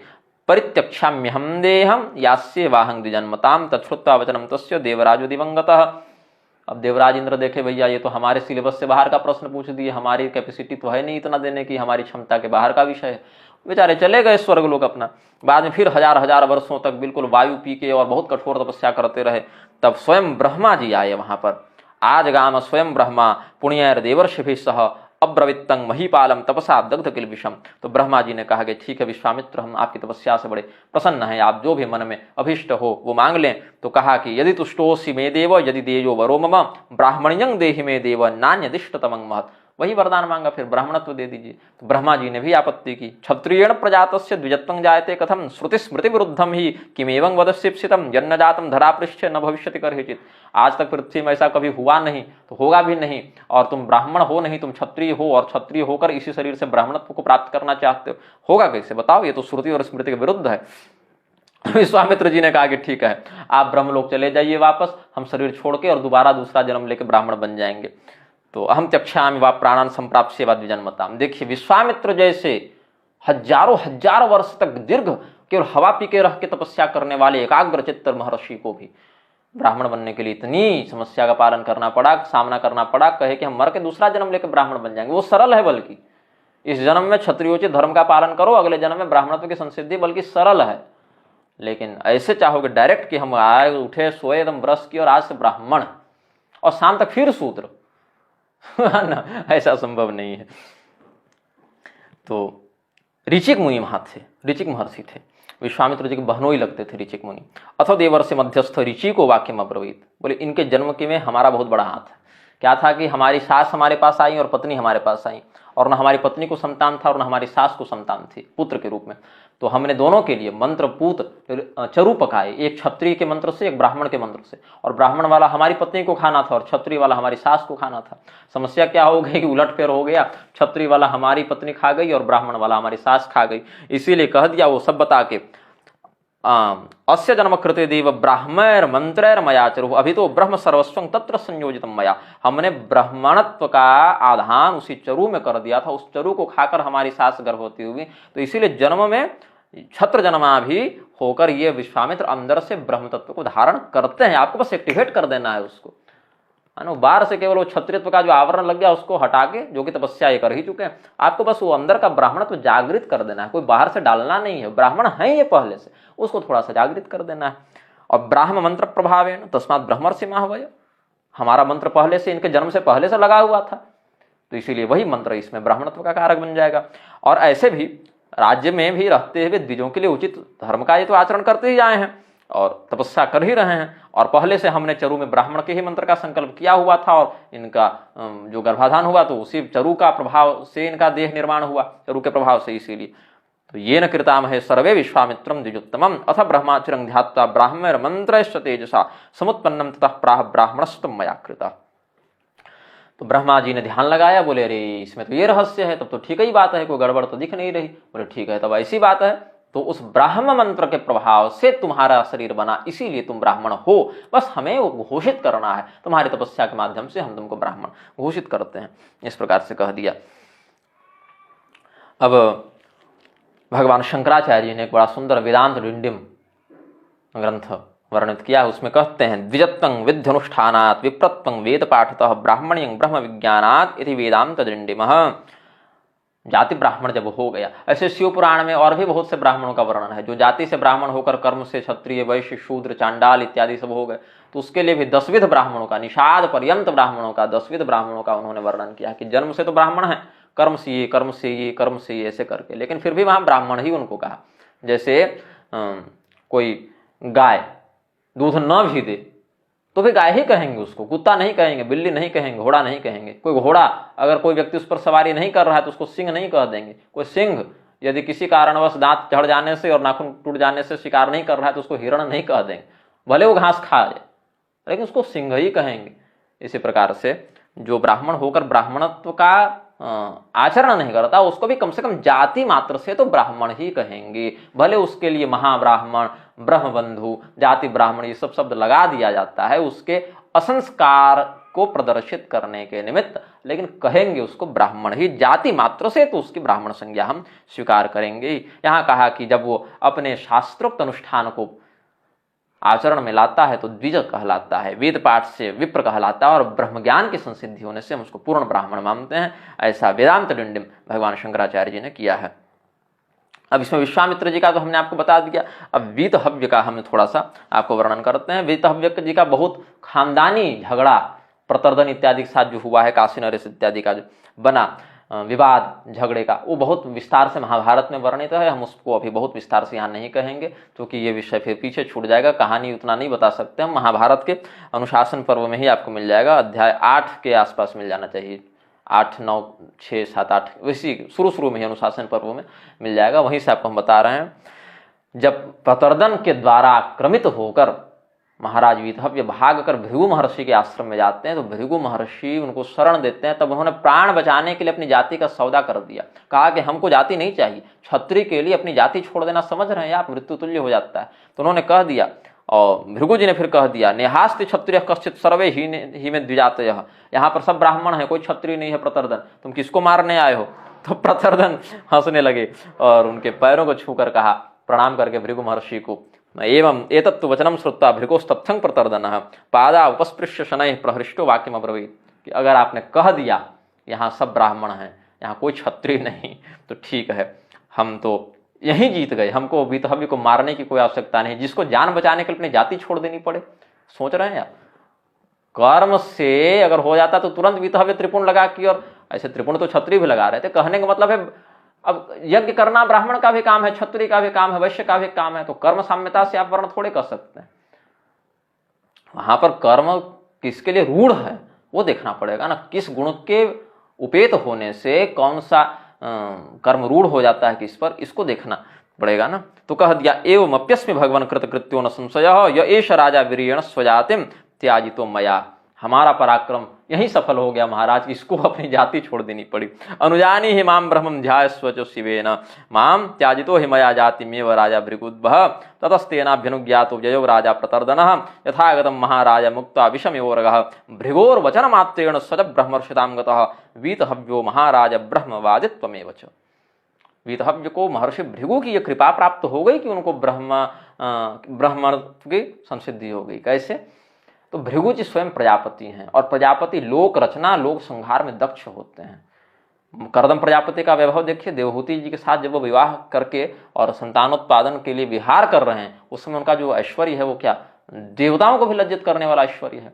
भगवान ब्रह्मदेव का जब आप सृष्टि प्रकरण जब देखेंगे, आप 10वीं सृष्टि जब ब्रह्मदेव ने की है उनको देखिए, अरे जो विश्वामित्र क्षत्रिय से ब्राह्मण की ओर अग्रसर हुए, उन्होंने जब नवीन सृष्टि, हम लोग गायत्री शाप विमोचन में कहते हैं ना, अस्य विश्वामित्र शाप विमोचन मंत्रस्य नूतन सृष्टिकर्ता विश्वामित्र ऋषि विश्वामित्रानुगृहीता, ऋषि विश्वामित्रानुगृहीता गायत्री शक्ति देवता वाग्देहा गायत्री छंद विश्वामित्र शाप विमोचने विनियोग। तो विश्वामित्र जी को नूतन सृष्टिकर्ता बताया गया जो कि अपग्रेडेड है। तो जो भृगु जी स्वयं ब्रह्मा जी के मानस पुत्र हैं, उनमें ऐसा विशिष्ट देखा जाना संभव नहीं है। तेजी सामना दोषाय वहने सर्वभुजो यथा।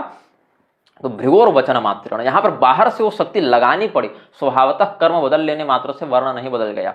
और वर्ण अगर बदल जाता तो विदुर जी ब्राह्मण हो जाते और द्रोणाचार्य क्षत्रिय हो जाते, लेकिन विदुर जी न कभी जीवन में ब्राह्मण बने और न द्रोणाचार्य कभी क्षत्रिय बने। विदुर जी शूद्र ही कहलाए, द्रोणाचार्य ब्राह्मण ही कहलाए।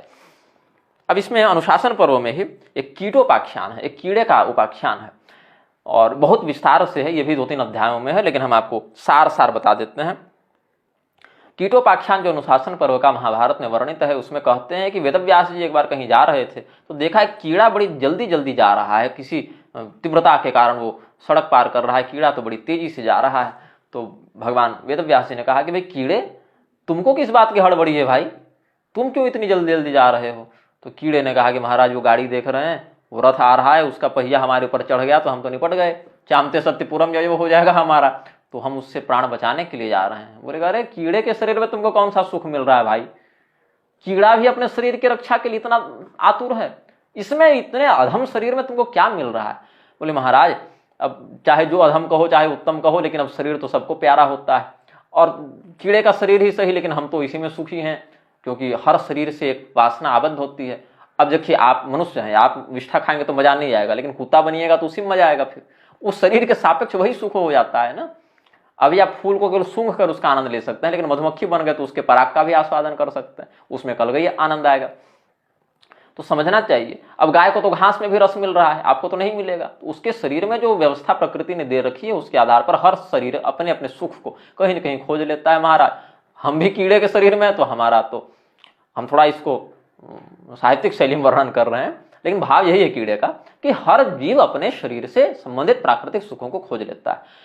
और कीड़े ने कहा कि हम हमेशा से कीड़ा नहीं थे, पहले हम शूद्र वर्ण के थे, लेकिन हम शूद्र वर्ण के होकर बड़े अभिमानी, बड़े कंजूस और ब्राह्मण देवताओं की निंदा करने वाले, परिस्त्रीगामी, शराबी, चोर जुआरी, जितने पापी हो सकते हैं सब हम कर दिए महाराज। तो शूद्र योनि से नीचे गिर के हम बन गए कीड़ा, अलग अलग योनियों में भटकते हुए कीड़ा बन गए। तो वेद व्यास ने कहा कि देखो ऐसा है कि हम तुमको ब्राह्मण बना सकते हैं, लेकिन उसके लिए हमारे बताए मार्ग पर चलना पड़ेगा। बोले अच्छा क्या करना पड़ेगा? बोले पहले तो मरना पड़ेगा, पहले मरो, मेरे वचन पर विश्वास करो, हम तुमको ब्राह्मण बना के छोड़ेंगे।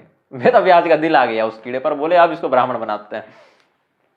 आर्य समाजी विधान से नहीं बनाते, गायत्री परिवार के विधान से नहीं बनाते, ब्राह्मण बनाएंगे वेद व्यास जी, लेकिन जो प्रकृति ने विधि बताई है उस विधि से बनाएंगे, विधिहीन होकर नहीं, अविधि पूर्वक नहीं। जैसे किसी को प्रधानमंत्री बनाना है तो बाकायदा उसको चुनाव लड़ाइए, उसको कैबिनेट का समर्थन दिलाइए तो प्रधानमंत्री बनाइए। ये थोड़े कि उसको भारत सरकार का सिंह का स्तंभ दे दीजिए, अशोक स्तंभ का मोहर दे दीजिए, उसकी मोहर, और कह दीजिए कि तुम प्रधानमंत्री हो गया। ऐसा नहीं, विधि पूर्वक उसको बनाइए। तो वेद व्यास जी ने कहा कि अब हम इसको ब्राह्मण बनाएंगे। बोले कि हे कीड़े पहले तू अपना शरीर छोड़ दे। तो वो कीड़ा बोला ठीक गुरुदेव, अब जो कहो आप ही के मार्गदर्शन पर हमें चलना है।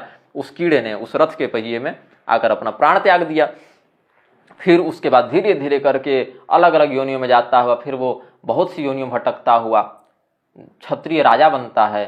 राजा बनने के उस समय भी फिर हर जन्म में वेदव्यास जी आते हैं, उसको बताते हैं कि तुम पिछले जन्म में ऐसे थे, अब देखो तुमको यहाँ तक पहुंचाए ना, हाँ अब अपने कर्म का यहाँ पर बढ़िया पालन करना तो आगे और पहुंचाएंगे। ऐसे करते करते करते करते धीरे धीरे करके ब्राह्मण बनता है कीड़ा, कई जन्मों के बाद बनता है, और हर जन्म में वेदव्यास जी जाते हैं। वो कीटोपाख्यान आपको अनुशासन पर्व में मिल जाएगा।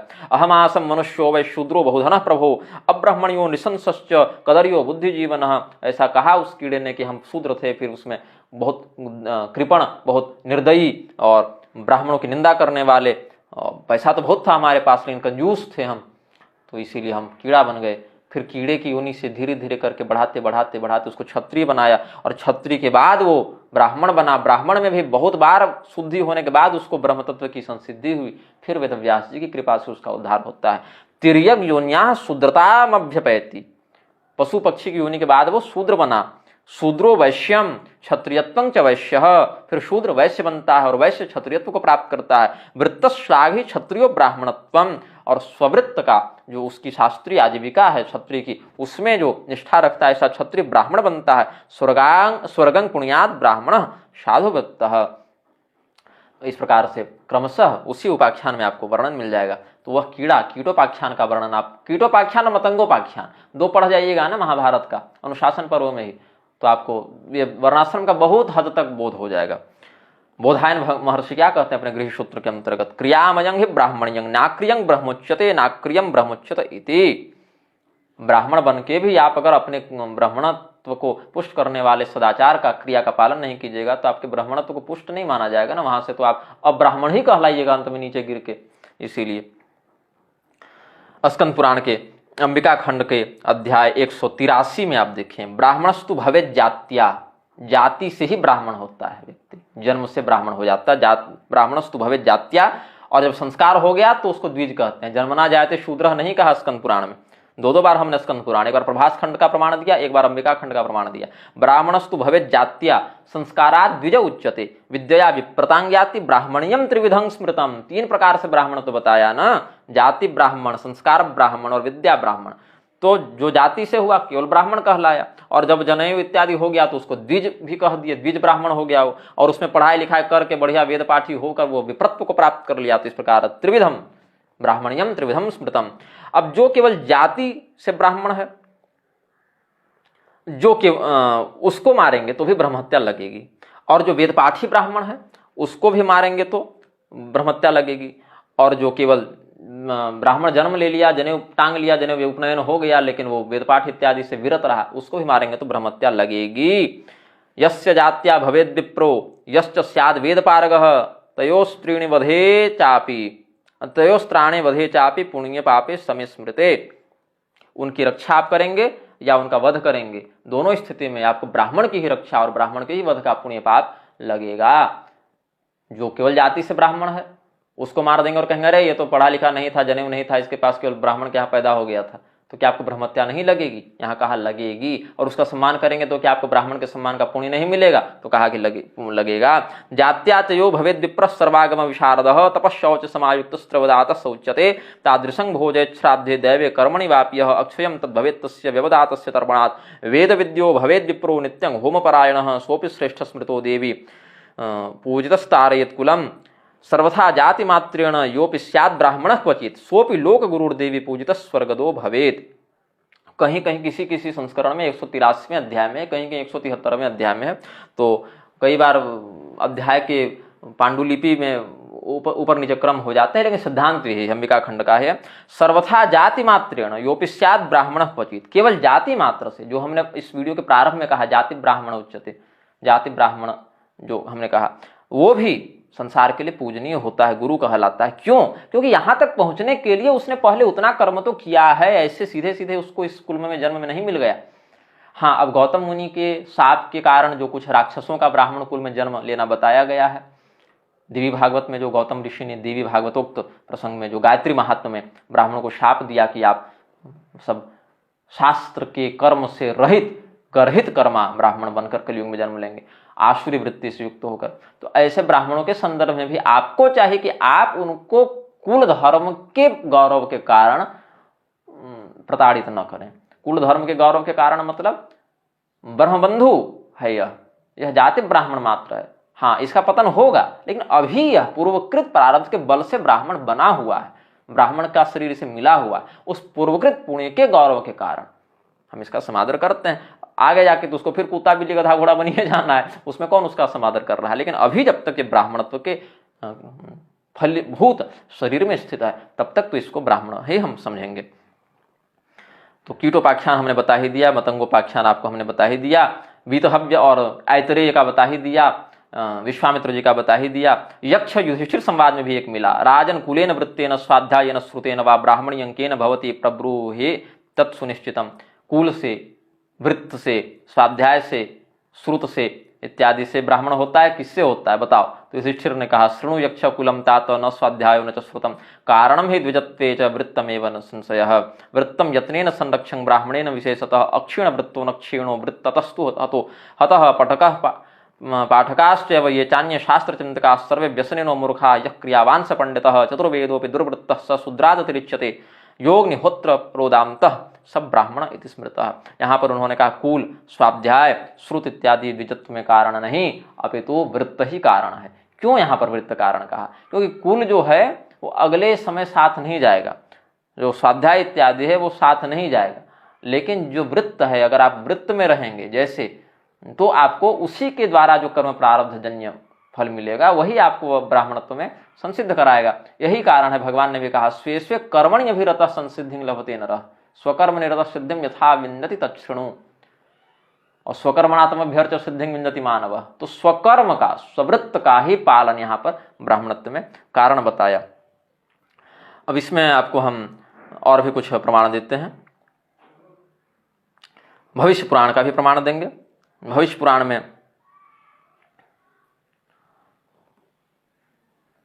सूत जी का भी है, वेदव्यास जी का भी संवाद है, ब्रह्मा भगवान ने ये सब बताया है बहुत कुछ। पुरुषानुगता जातिर्ब्राह्मणत्वादिकास्ति चेत् विवर्ण जाति भेदेन प्रत्यक्षार्थोपलक्षणात् गोवर्ग मध्यम च गतो यथाश्यो निर्धार्यते ज्ञेष्व विचक्षणत्वात् मनुष्य भावाद विशिष्यमाणस्तद्वद्विजः शूद्रगणान्न भिन्न। बहुत से प्रश्न यहाँ उठाए गए जो आजकल के लोग उत्तर करते हैं। ये सब पहले बहुत सी चर्चाएं शास्त्र में की जा चुकी हैं कि गाय 10-20 गाय हो, गाय के बीच में घोड़ा घुस गया हो, तो घोड़े के लक्षण को जानने वाला व्यक्ति तो घोड़ा पहचान लेगा, लेकिन अब 10 मनुष्य हैं, उसमें कौन सा ब्राह्मण है कौन सा शूद्र है वो शकल देख के थोड़े पता चलेगी किसी को चेहरा देखकर। गोवर्ग मध्यम च गतो यथाशो निर्धार्यते ज्ञ सुवेक्षणत्वात् मनुष्य भावाद विशिष्यमाणस तद्वद द्विज शूद्र गणान न भिन्न। ब्राह्मण और शूद्र को के चेहरा देख के तब बता नहीं पाइएगा सभी मनुष्यों के बीच में कौन सा ब्राह्मण है कौन सा शूद्र है, सामान्य चर्म चक्षु से। अब कोई तत्वज्ञानी है वो तो सब बता देंगे, वैसा नहीं। अब मनुष्य जातर न परो विशेषो यह कल्पते सर्वनरानुयायी संस्कार युक्ता है क्रिया विशिष्टा द्विजन्मनाम शूद्र विवेक हेतु। अब केवल संस्कार इत्यादि की हम बात करें तो कोई भी व्यक्ति अगर जनेऊ अपना करा ले तो आप कराने वाले का गला थोड़ी काटिएगा। आज के युग में करा रहा है भैया तो वो तो स्त्रियों को भी वेद पढ़ा रहे हैं यार समाज में बैठा के, तो कर्म की साम्यता हो जाने से अगर हम कह देंगे तुम भी ब्राह्मण हो। अब आज तो नर और मादा तक का भेद, पहले तो वर्ण का भेद मिटाया, फिर अब आश्रम का भेद मिटाए ये लोग, फिर परिवार के रिश्तों का भेद मिटा रहे हैं, अब नर और मादा का भी भेद मिटा रहे हैं। स्त्रियों को खड़े खड़े लघुशंका करनी है, खड़े तो खैर किसी को नहीं करनी चाहिए, पुरुष को भी नहीं, लेकिन वो जो जेंडर न्यूट्रल टॉयलेट बनवा रहे हैं और पुरुष अपना पेट फड़वा के उसमें गर्भाशय फिट करवा रहे हैं। तो कह दें जो प्रजनन रूपी क्रिया में प्रसव रूपी कर्म को करे, प्रजनन रूपी प्रणाली में जो प्रसव रूपी कर्म को करे उसी की स्त्री संज्ञा माननी चाहिए। कर्मणा तो अब स्त्री और पुरुष कर्मणा बन रहे हैं भैया, तुम जन्मना यहाँ ब्राह्मण क्षत्रिय सिद्ध करने में लगे हो, कर्मणा तो स्त्री और पुरुष बन जा रहे हैं, नर मादा कर्मणा बन जा रहे हैं यहाँ पर। तो इसमें बहुत कहा जीवोपि ब्राह्मण प्रोक्तो यह तत्वज्ञमान वह प्रभ्रष्ट ब्राह्मणास्ते जायन्ते विप्रसंगतः। बहुत कुछ प्रश्न उठाए गए हैं। किम ब्राह्मणा ये सुकृतम त्यजन्ते किम क्षत्रिया लोकमपालयन्त। श्रेष्ठ आचरण को छोड़ देने वाला क्या ब्राह्मण हो सकता है? क्या संसार की जो रक्षा न करे, लोक का पालन न करे वो क्षत्रिय हो सकता है? स्वधर्महीना ही तथैव वैश्या शूद्रा स्वमुख्य क्रिया विहीना। वैसे ही अपने धर्म से हीन क्या वैश्य हो सकता है, क्या शूद्र हो सकता है? अपने मुख्य क्रिया कारुकर्म, शिल्प, नाट्य, शुश्रूषा इत्यादि कर्म से भ्रष्ट क्या शूद्र हो सकता है? नहीं हो सकता। आगे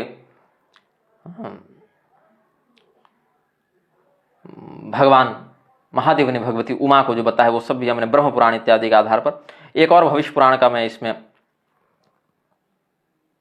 पद्म पुराण में भगवान के किंजल इत्यादि का संभवतः है, उसमें किंजल शुक आदि का उज्ज्वल से जो संवाद है उसमें हमको स्मरण आता है। पद्म पुराण के भूमि खंड के अध्याय 87 में श्लोक 38 है। शूद्र सुखम प्रभुंक्ते च ब्राह्मणत्वं च गच्छति प्राप्य जन्मांतरं वत्स वेद विद्यां प्रविन्दति। शूद्र भी इन व्रतों और सदाचरणों के आधार पर जिनका पूर्व में इस प्रसंग में वर्णन किया, कहा कि इनके प्रयोग से वह भी सुखी हो जाता है, ब्राह्मणत्व को प्राप्त करता है। लेकिन कब? प्राप्य जन्मांतरं वत्स वेद विद्यां प्रविन्दति। वह शूद्र अगले जन्म में ब्राह्मणत्व को प्राप्त करके वेद विद्या इत्यादि का हो जाता है। और जो हमने अत्रि स्मृति का बताया था, जन्मना ब्राह्मणो ज्ञेय संस्कार द्विज उच्यते विद्यायाति विप्रत्वं त्रिभिः श्रोत्रिय लक्षणम। ये पद्म पुराण के सृष्टि खंड के अध्याय 46 के श्लोक 129 में भी मिलता है। त्रयाणामेव वर्णानाम जन्मतो ब्राह्मणो प्रभु। तीनों वर्णों का ब्राह्मण ही जन्मतः स्वामी होता है। भविष्य पुराण के मध्यम पर्व भाग प्रथम अध्याय 5 में कहते हैं, उसी में 2-4 श्लोक आगे जाकर जन्मना चोत्तमो यम च सर्वार्चा ब्राह्मणो अर्हति। स्कंद पुराण में कहा किम जन्मना सकल वर्ण जनोत्तमेन किं विद्या सकल शास्त्र विचारवत्या यस्यास्ति चेतसि सदा परमेश भक्ति कोन्यस्ततस्त्रिभुवने पुरुषोस्ति धन्य। भगवान की भक्ति के महात्म्य में बताया कि कोई व्यक्ति जन्म से सभी वर्णों में उत्तम को प्राप्त हो जाए, मतलब वर्णोत्तम हो जाए, मतलब ब्राह्मण हो जाए। कैसे? जन्मना किंग जन्मना सकल वर्ण जनोत्तमेन। हालांकि कहा कि जो ब्राह्मण होकर भी, जन्म से ब्राह्मण होकर भी भगवान की भक्ति से हीन रह गया, उसको हम उतना समादरणीय नहीं समझते। किंग जन्मना सकल वर्ण जनोत्तमेन किंग विद्या सकल शास्त्र विचारवत्या यस्यास्ति चेतसि सदा परमेश भक्ति कोन्यस्ततस्त्रिभुवने पुरुषोस्ति धन्यः। तो जन्म से आप वर्णों में श्रेष्ठ हो जाएं, विद्या से सभी शास्त्रों का अध्ययन कर लें, लेकिन भगवान की, परमेश्वर की भक्ति हृदय में नहीं है तो सब बेकार है। और जिसमें भक्ति है भगवान की, उससे अधिक तो कोई धन्य नहीं हो सकता। ये सब बेकार। भागवत महापुराण में देख लें, ब्राह्मणो जन्मना श्रेयान सर्वेषां प्राणिनाम यह तपसा विद्या तुष्टा किमु मत्कलयायुतः। 10वें स्कंद उत्तरार्ध अध्याय 86 में देख लें। इधर भगवान का जब नामकरण करवा रहे हैं नंद बाबा, श्री कृष्ण बलराम दोनों भाइयों का जब करवा रहे हैं गर्गाचार्य जी के माध्यम से, तो वही निवेदन में कहा त्वं हि ब्रह्म विदाम श्रेष्ठ संस्कारान कर्तुमर्हसि बालयोरनयोर नृणाम जन्मना ब्राह्मणो गुरुः। यहाँ भी जन्मना की बात आ गई। अब जाति के संदर्भ में कहते हैं, जाति है क्या? जायते श्यामिति जननम जाति ही। इससे वह जन्म ले रहा है, इसीलिए उसको हमने जाति कहा। अब इसके कितने प्रकार हैं? मुग्धबोधकार कहते हैं मुग्धबोध में कि आकृति ग्रहणाजादर लिंगानाम चैव सर्वभाग सकृदाख्यात निर्ग्राह्या गोत्रम च चरण सह। आकृति से भी जाति का संबंध है, लिंग से भी जाति का संबंध है, आख्याति से भी जाति का है, सकृदाख्यात निर्ग्राह्या गोत्रम च चरण सह। बहुत प्रकार से जाति का निर्धारण होता है। इसमें बहुत 3 प्रकार के प्रधान बताए जो आज की भाषा में प्रचलित हैं, प्रजाति, जाति और उपजाति। प्रजाति क्या है? प्रजातिश्चैव जातिश्चोपजातिस्त्रिविधा मता। ये सब तीनों प्रकार का शब्द कल्पद्रुमकार इत्यादि ने भी लिखा है। और हम या देवी सर्वभूतेषु जाति रूपेण संस्थिता में जो हेमलता टीका लिख रहे हैं देवी सूक्त इत्यादि की, अब पता नहीं कब पूरी होगी और कब छपेगी, लेकिन कभी हो ही जाएगी, तो उसमें भी ये सब हमने सम्मिलित किया है। प्रजातिश्चैव जातिश्चोपजातिस्त्रिविधा मता। प्रजाति, जाति और उपजाति, ये 3 प्रकार की जातियां होती हैं। प्रजातावाकृति सिद्धा देवतेजंग नरादय, जो आकृति से सिद्ध है, जैसे कहा ना मुग्ध बोधकार ने, आकृतिक ग्रहणा जाति, आकृति से जिसका बोध हो वो जाति है, तो इसको प्रजाति कहते हैं। विशेष करके जो जातिवाचक 3 श्रेणियां हैं उसमें इसको प्रजाति कहते हैं। प्रजातावाकृति सिद्धा देवतिर्यंग नरादय, ये देवता है, ये पक्षी है, ये पशु है, ये मनुष्य है, ऐसे आकृति से जिसका बोध हो उसको प्रजाति कहते हैं। तो आज के विज्ञान में भी, आधुनिक काल में प्रजाति शब्द कहते हैं, प्रजातियां शब्द है ना। सहज धृति संस्थान लिंगेन ब्राह्मणादय, अपने अंदर जो संस्कारगत धारणा जो है, धैर्य जो है, धृति जो है, उसको धारण करने का जो लक्षण है उससे ब्राह्मण इत्यादि जातियां होती हैं। ब्राह्मणत्व, क्षत्रियत्व, वैश्यत्व, शूद्रत्व इत्यादि सहज धृति संस्थान लिंगेन ब्राह्मणादय। वो धृति कैसी है? सहज है, साथ में उत्पन्न हुई है। सहजं कर्म कौन्तेय सदोषम अपि न त्यजेत सर्वारंभा ही दोषेण धूमेनाग्निरिवावृता। भगवान ने श्रीमद् भगवद गीता में भी कहा, कौन सा कर्म कहा? जो गुण कर्म विभागशः कहा भगवान ने, तो कैसे कर्म को, कैसे गुण को कहा? भगवान ने कहा सहजं कर्म कौन्तेय, जो गुण कर्म विभागशः है, तो कर्म कैसा है? सहजं, साथ में उत्पन्न हुआ है। ये नहीं कि बाद में अपना अंगड़ाई लिए सोए उठे बोले ये कर्म बढ़िया नहीं लग रहा, इससे इज्जत नहीं भैया, ये कर्म करो, ऐसा नहीं होना चाहिए। सहजं कर्म कौन्तेय, वो कर्म आपके साथ साथ उत्पन्न हुआ है, उत्पन्न हुए कर्म के पालन में आपकी अधिकारिता सिद्ध होती है। तो सहज धृति संस्थान लिंगेन ब्राह्मणादय। और उपजाति किसको कहते हैं? उपाख्या कुल भेदेन वृत्ति भेदेन तेष्वपि।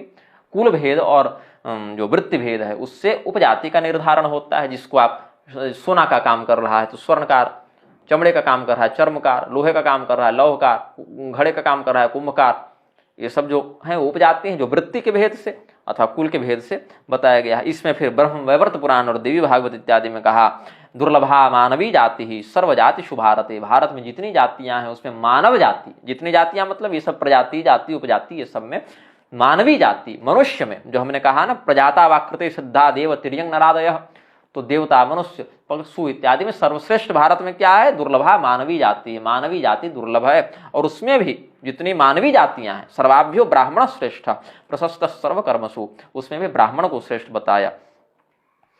इस प्रकार से हमने अलग अलग मीमांसा का आश्रय लेकर आपको इस जाति शब्द का शास्त्रीय प्रारूप समझाने का वर्णन प्रयास किया है। इसमें फिर भविष्य पुराण में एक बड़ा सुंदर प्रश्न उठाया। ब्राह्मण पर्व के अध्याय 41 में, न ब्राह्मणा चंद्र मरीचि शुभ्रा न क्षत्रिया किंसु का पुष्प वर्णा न चेह वैश्या हरिताल तुल्या शूद्रा न चांगार समान वर्णा पाद प्रचारस्तनुके वर्णकेशै सुखेन दुखेन च शोणितेन तग्मान समेदो स्थिर सह समान चतुष्प्रभेदा ही कदम भवंती। कि भैया ब्राह्मणों का शरीर केवल गोरा गोरा हो ऐसा तो नहीं देखने को मिलता, चंद्रमा जैसा चमक रहे हो। क्षत्रिय केवल लाल लाल एकदम पलाश के समान ऐसा भी नहीं देखने को मिलते। वैश्य एकदम हरताल के समान दिख रहे हैं ऐसा भी नहीं देखने को मिलता। और शूद्र अंगार के समान है ऐसा भी देखने को नहीं मिलता। हाथ पैर केस इत्यादि सब ब्राह्मण क्षत्रिय वैश्य शूद्र के एक ही जैसा दिखते हैं। सुख दुख का अनुभव भी समान ही होता है। शोणितेन, खून भी सबका लाल ही है, और हाँ हड्डी चमड़ा इत्यादि भी सबका एक ही है। फिर चार कैसे इनको हम कहते हैं? और अगर हम कहें कि केवल शरीर ब्राह्मण है, देहस्य ब्राह्मणत्वम, केवल हम देह को ब्राह्मण मान लें तो संस्कर्तॄणाम शरीरस्य तेषां न ब्रह्मता भवेत्। संस्कार तो शरीर में वास करेगा, गर्भाधान संस्कार शरीर का होता है, उपनयन संस्कार शरीर का होता है, अंत्येष्टि संस्कार अंतिम संस्कार भी शरीर का होता है। आत्मा का तो न गर्भाधान होता, न जनेऊ होता, न उसका अंतिम संस्कार होता है, तो इसमें भी दिक्कत हो जाती है। इसलिए तस्मान न देह ब्राह्मण्यम नापि देहात्मकम भवेत्। तो देह से हम ब्राह्मणत्व को नहीं कर सकते। तो बोले कि कर्म से मान लो ब्राह्मण, बोले नहीं मान सकते ना, इसीलिए नहीं मान सकते। देह शक्ति गुण क्षीण काय भस्मादि रूपवत तस्मात् देहात्मने के नैतद ब्राह्मण्यम नापि कर्मजम। जब शरीर ही तुम्हारा ब्राह्मणत्व को धारण नहीं कर रहा है तो शरीर के द्वारा किया जाने वाला कर्म कैसे ब्राह्मणत्व को धारण करेगा? शरीर ही जब तुम्हारा नश्वर होने से और अलग अलग प्रकार के विकारों और परिवर्तनशीलता को धारण करते रहने से स्वयं ब्राह्मणत्व को धारण नहीं कर पा रहा है, तो उसी शरीर, परिवर्तनशील शरीर के द्वारा परिवर्तनीय कर्मों को करना ही ब्राह्मणत्व का कारण कैसे हो जाएगा। इसलिए दोनों बातें कही, तस्मात् न देह ब्राह्मण्यम नापि देहात्मकम भवेत्, और तस्मात् देहात्मनेकेतद् ब्राह्मण्यम नापि कर्मजम, कर्मज भी नहीं कहा और देहज भी नहीं कहा ब्राह्मणत्व को।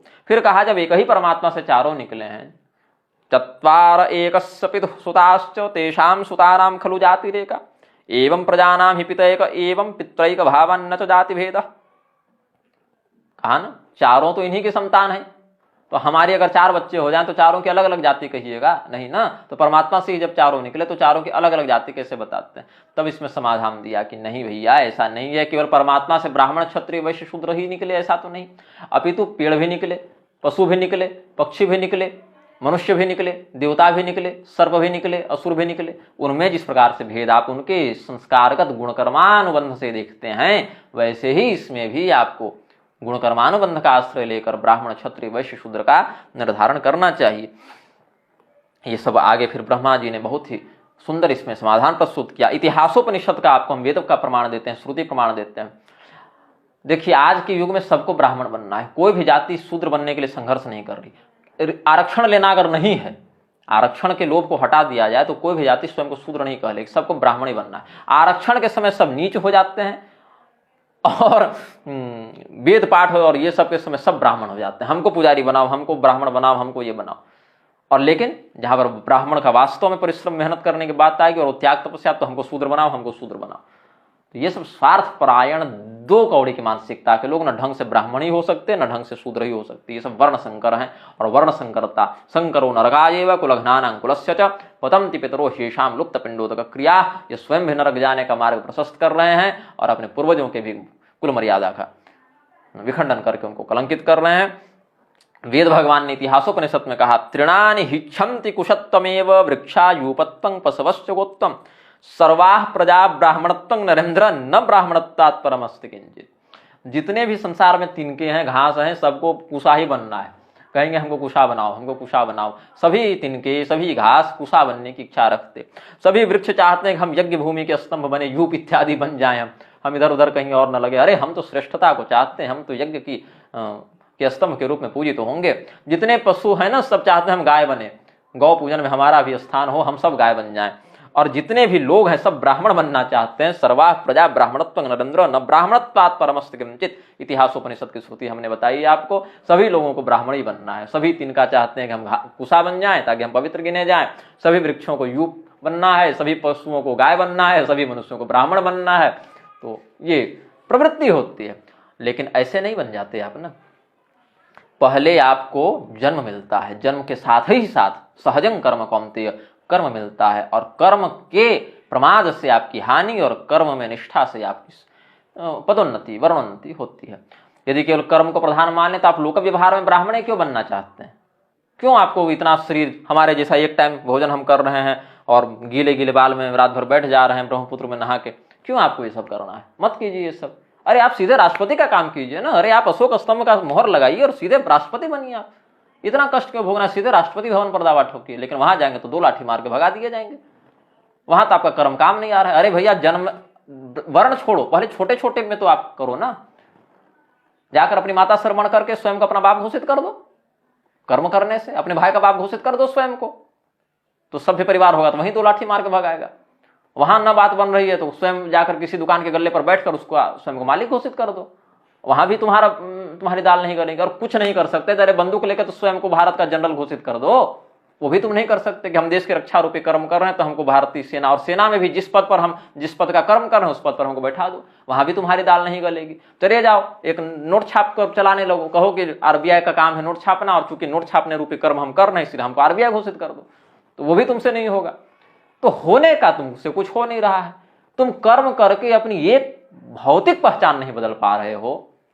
हाँ, अब क्या होगा? तो उसके लिए पहले स्वयं को उतना योग्य बनाओगे, फिर उस पद पर बैठोगे, और पद पर बैठने के बाद उस कर्म के लिए अधिकृत होगे। शरीर मिलेगा और शरीर के अनुरूप कर्म की वही संसिद्धि हो जाएगी। अगर तद्वत कर्म करोगे तो ठीक है, तुम्हारी पदोन्नति होगी, नहीं करोगे तो तुम्हारी अवनति होगी। ये तो सर्वमान्य, सार्वकालिक, सर्वसाधारण सिद्धांत हमने बता दिया, लेकिन सबको तुरंत ब्राह्मण ही बन जाना है और उसी के संदर्भ में कर्मणा कर्मणा चिल्लाना है। लेकिन जब ये वामपंथी जब कहते हैं कि सभी ब्राह्मणों को भारत छोड़ देना चाहिए, एक को कर्मणा वाला बाहर निकल कर नहीं कहता है अरे हम कैसे भारत छोड़ेंगे, हम ब्राह्मण हैं, नहीं तब दिखेगा, तब जर्मनी की बात होती है, तब कोई कर्मणा वाला बाहर नहीं निकलता।